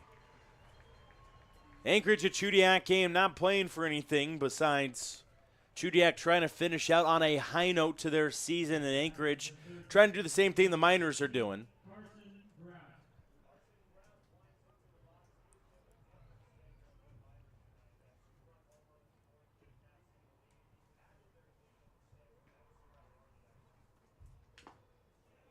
Ground straight back into the catcher and umpire, 0-1.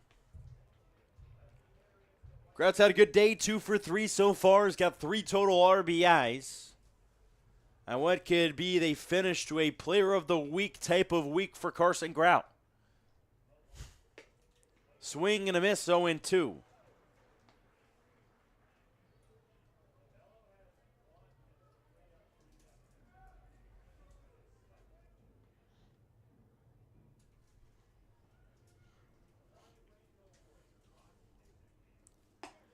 Grout down on 3 pitches. It's a 5-3 game, bottom of the 8th.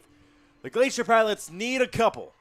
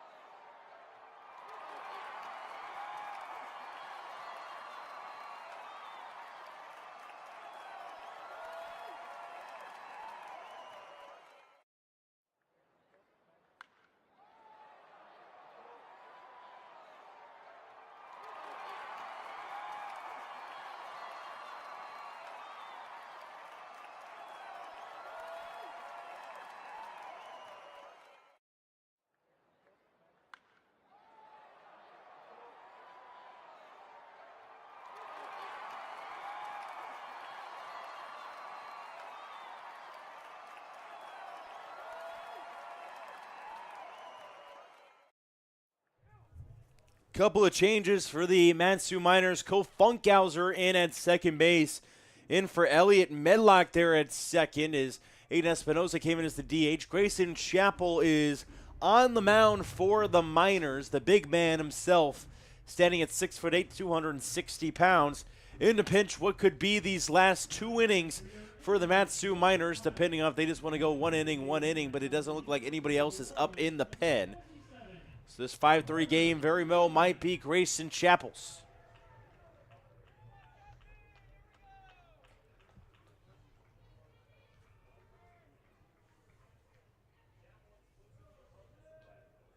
First batter is Freeland. After that, it goes Christensen in the top of the order of Dylan Marks. That ball fired in for a strike from Chappell, 0-1.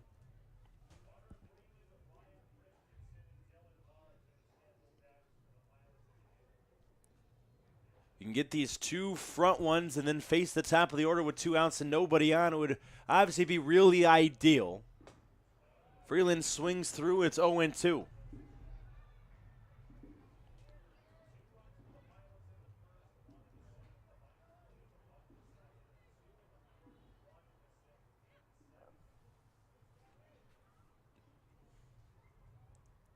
The 0-2. Too far downstairs. Mentioned the Tap of the World happening in a couple of days, starting on July 21st. Even if you're a Glacier Pilots fan, tune into that broadcast. It should be a really good series between the Matsu Miners and the Anchorage Bucks. All taking place in Palmer, Alaska at Herman Brothers Field. Swing and a miss. Getting down Freeland well behind the fastball of Chappell that sits in the mid-90s. And it will be Christensen to take some hacks against the big man.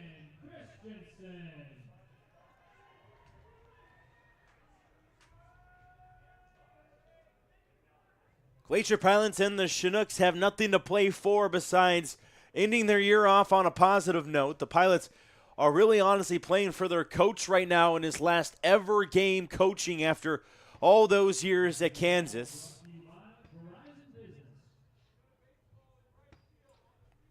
Wants to be a granddad after his time with the Glacier Pilots over the summers. He'll attend travel baseball and support his grandkids in the game of baseball. Never can step away when you've been around baseball for this long.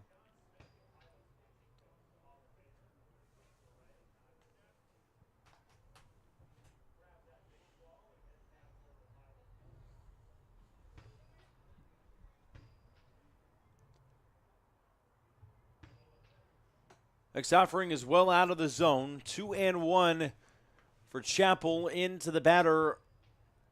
That is Christensen.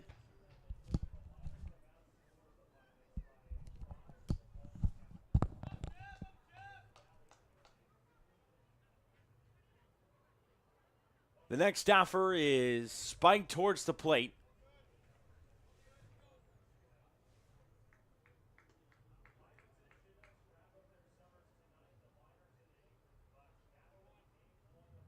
Two and one now on the count from Grayson Chappell into Christensen.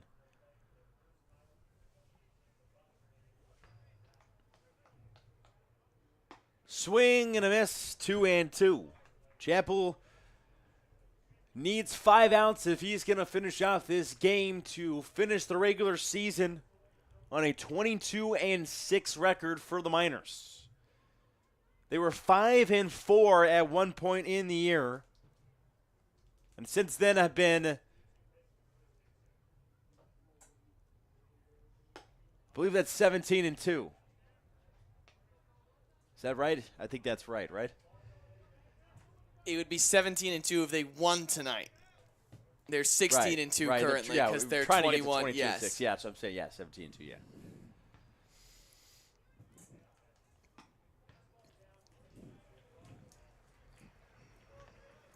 And one of the biggest reasons for this, why the Miners became so dominant all of a sudden, is they weren't giving up as many free passes as they were in those first 9 games of the season. The Miners pitching staff really struggled with commanding of the strike zone, and ever since then, once they figured out where they needed their command to be, where their release point needed to be, it's been the Miners starting pitching that have kind of just dominated teams. And if they have a shaky start, the Miners' offense, which was solid at every point during the season, has only gotten better as they've become more acclimated to this league.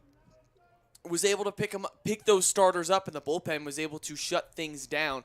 There's really, at least from what we seen throughout this season, there was really no one true weakness once the free bags of the pitching staff got dealt with.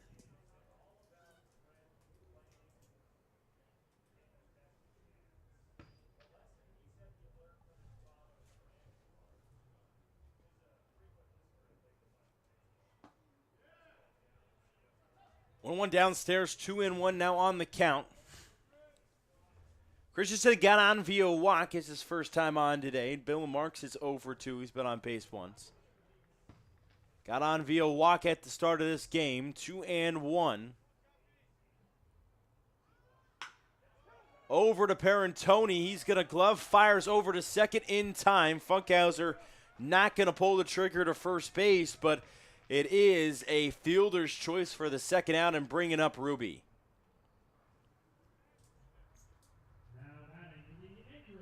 Need 4 outs now to spoil the last game for Price and win their 22nd game of the summer. Lost just once in the month of July, and it was against this Glacier Pilots team.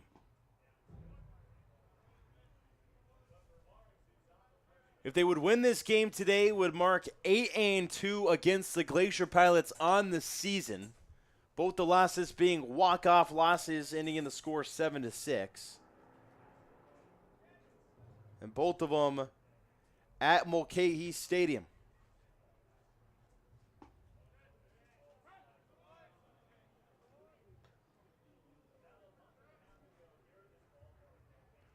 Miners have lost 3 games on the road, 3 games at home this season. 2 games to each team in the Alaska Baseball League, but have lost no more than 2. Went 7-2 against the Bucks, 7-2 against Chudiak, and now looking to go 8-2 against the Pilots. That goes off of the glove of Parentoni and could go down as a rare E6 for Greg Alicious. I honestly could not tell you the last time Greg Parentoni had an error. That's how rare they are on the season. That does go down as an error for Greg Parentoni. Everyone is allowed, every big leaguer makes a mistake every once in a while, and that's something that when you talk to players after they make that defensive mistake, it's just everyone does it. You have to set it aside and go on to the next play and forget about it. There's a famous quote from a great show in Ted Lasso's. You got to be a goldfish. If you're an infielder or a baseball player, you have to be a goldfish and forget what happened in the previous at-bat or the previous play, so you stay in the right mental mindset to be able to succeed in the game of baseball. That is a really good quote. Just wanted to save that one until the last game of the regular season there. I know. I really should have used that so much sooner. Plenty of times. There were plenty of times. Plenty of times to use that quote.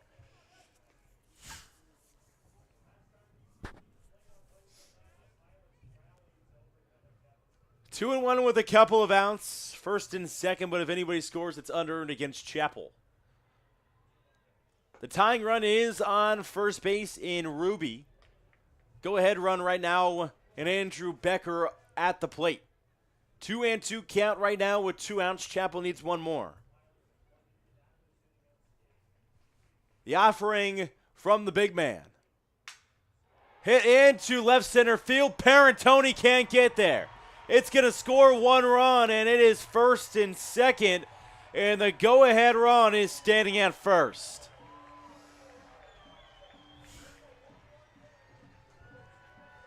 It's a 1-run game as it will bring up Adam Bergholt, the most dangerous Glacier Pilot of them all. And this is really the kind of hitting we did not see from the Glacier Pilots all season up until last game. This fight, this team that when they were down had the ability to claw back into games. That ball is in and sliced into right field. Geffrey makes the diving play.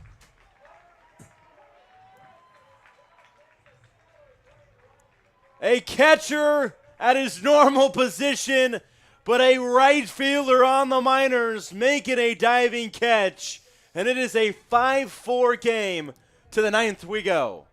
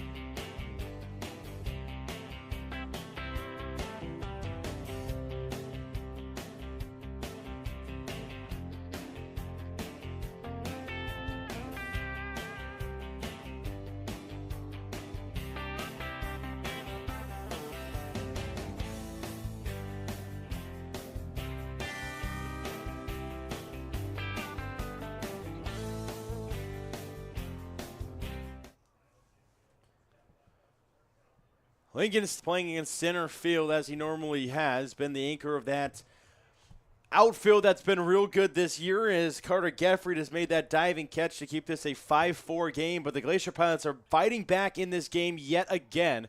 It's a 1-1 count for Stevenson as they've scored 1 run in the 7th and 1 run in the 8th as we've made our way to the 9th.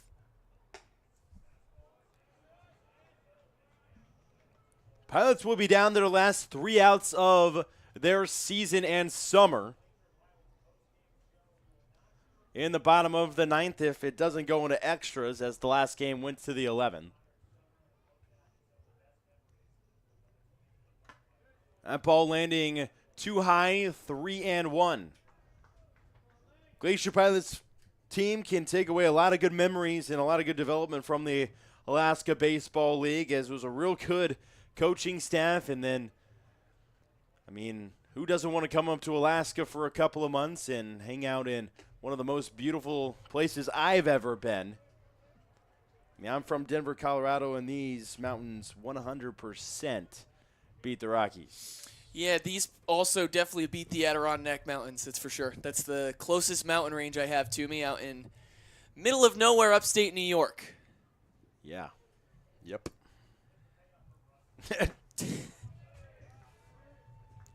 Stevenson walks. It brings up Parentoni. Now batting the shortstop, number 17, Greg Parentoni.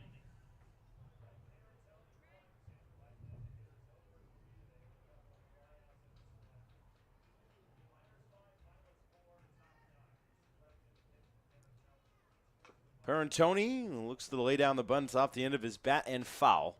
Foul ball brought to you by Verizon Business.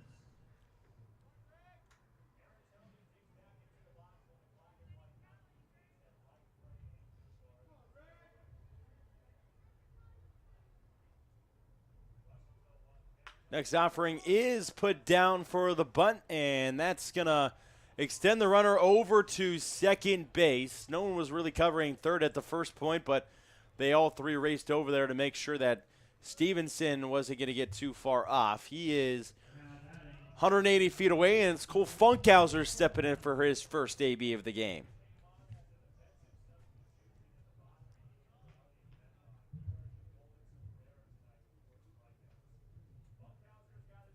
Last scheduled inning between the Miners and the Glacier Pilots, and of the Glacier Pilots season is here right now in the top of the ninth. Funkhauser takes the ball inside and high, 1-0.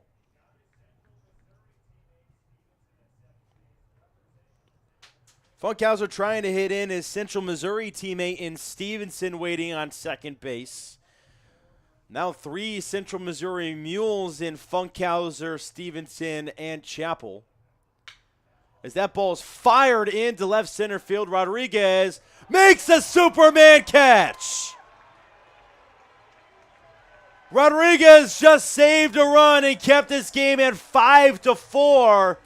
And he is a stellar left fielder, and he shows it again.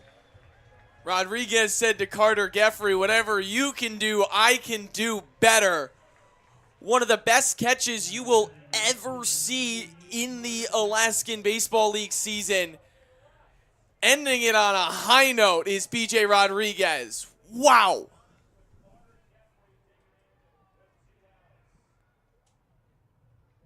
Keeps this a 5-4 game. Now there's 2 outs as a forced and empty out. It's Carter Geffrey.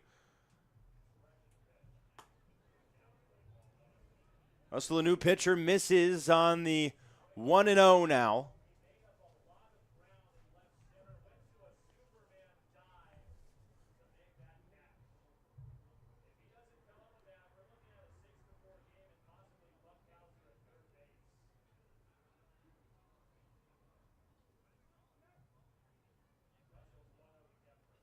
The 1-0 taken inside, 2-0 now.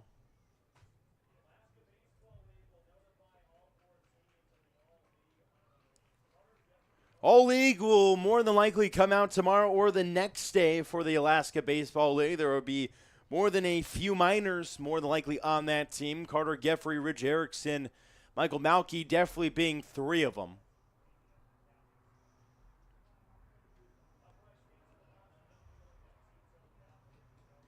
Could maybe see a couple of more trickle onto that list as well, as had a couple of outfielders who have had really good seasons. Stevenson, Bilter as well, Eberhard over at first.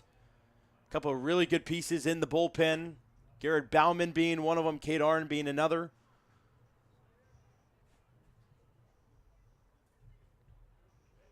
Plenty of starters. Blackowitz, Marthel, Johnny have also had pretty good summers as well. In addition to Malky, Josh Jansen hasn't had a bad summer. Plenty of options. Connor Mundy, another option. 3-0 to a 4-pitch walk. Geffrey walks again.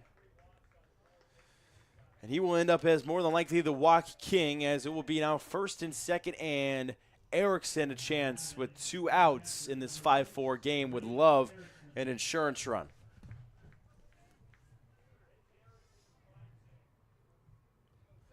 Burgo's going to talk to his pitcher in Russell. Chase Russell came in this inning, has walked a couple of batters, but hasn't given up a hit quite yet. Rodriguez made sure of that, otherwise that would have been a double into the gap and would have scored Stevenson.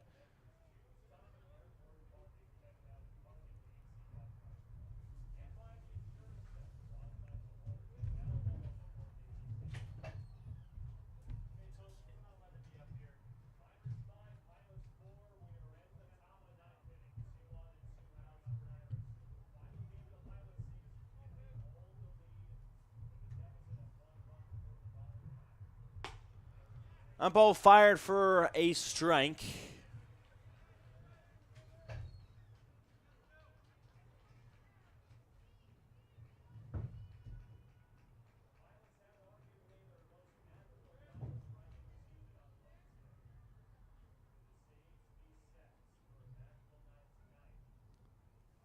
Next offering into Erickson with first and second is Slid off out of the zone, 1-1.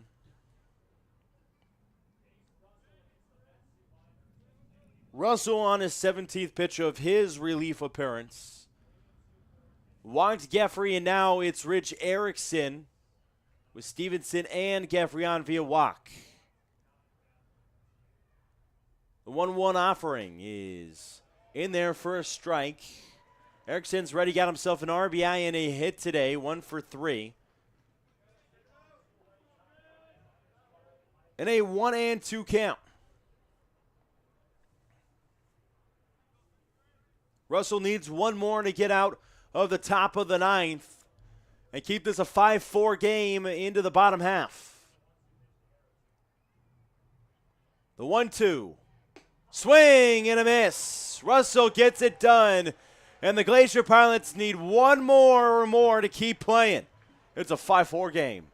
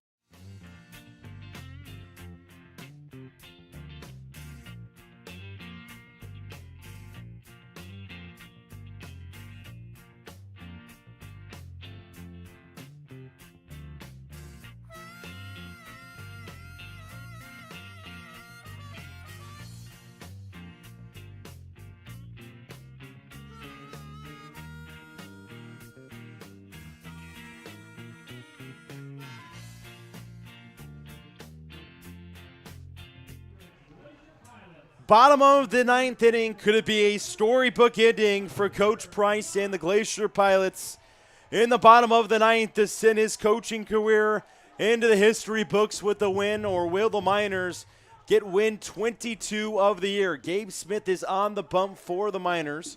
He was the guy that gave up the walk-off hit against Jet Ruby that allowed the Pilots to go on to win the game 7-6 a few days ago.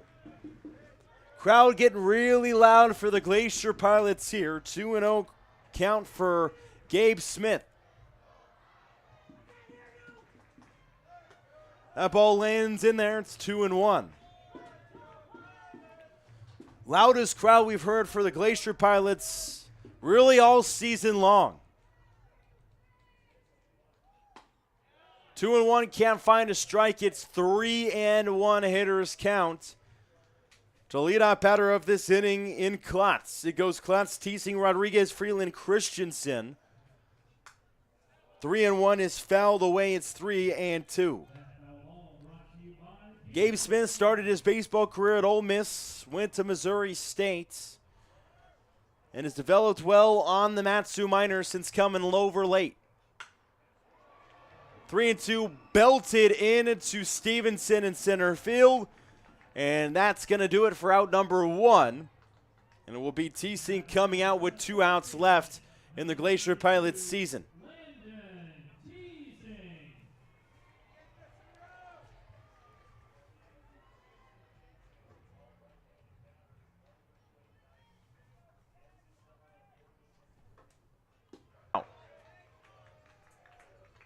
It's just one of those type of plays where we, as the broadcasters who've seen Parentoni so many times, have gotten used to him making plays like that. Those are not routine plays. Charging like that in the infield on turf where the ball does not slow down that much, is a very difficult play for certain shortstops.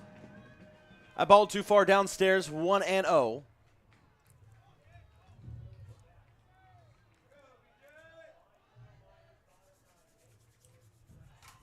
Gabe Smith needs just one more out in this inning.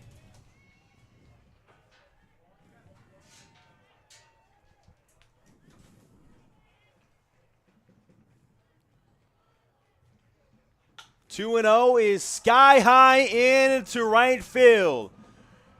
And the Miners will spoil the end of the Glacier Pilots season. Gabe Smith gets the save. And win number 22 for the Miners of the 2025 season. They ended at 22-6, finishing atop of the ABL standings by more than 5 games, dominating every series. This one 8 games out of 10. The other 2 series 7 games out of 9. And the Miners will play for the top of the World Championship and try to win their first one since 2018. Stay with us for July 21st when we play the Anchorage Bucks for the top of the world. Not going to want to miss it regardless of who you are a fan of. We will see you then, saying good night and go Miners.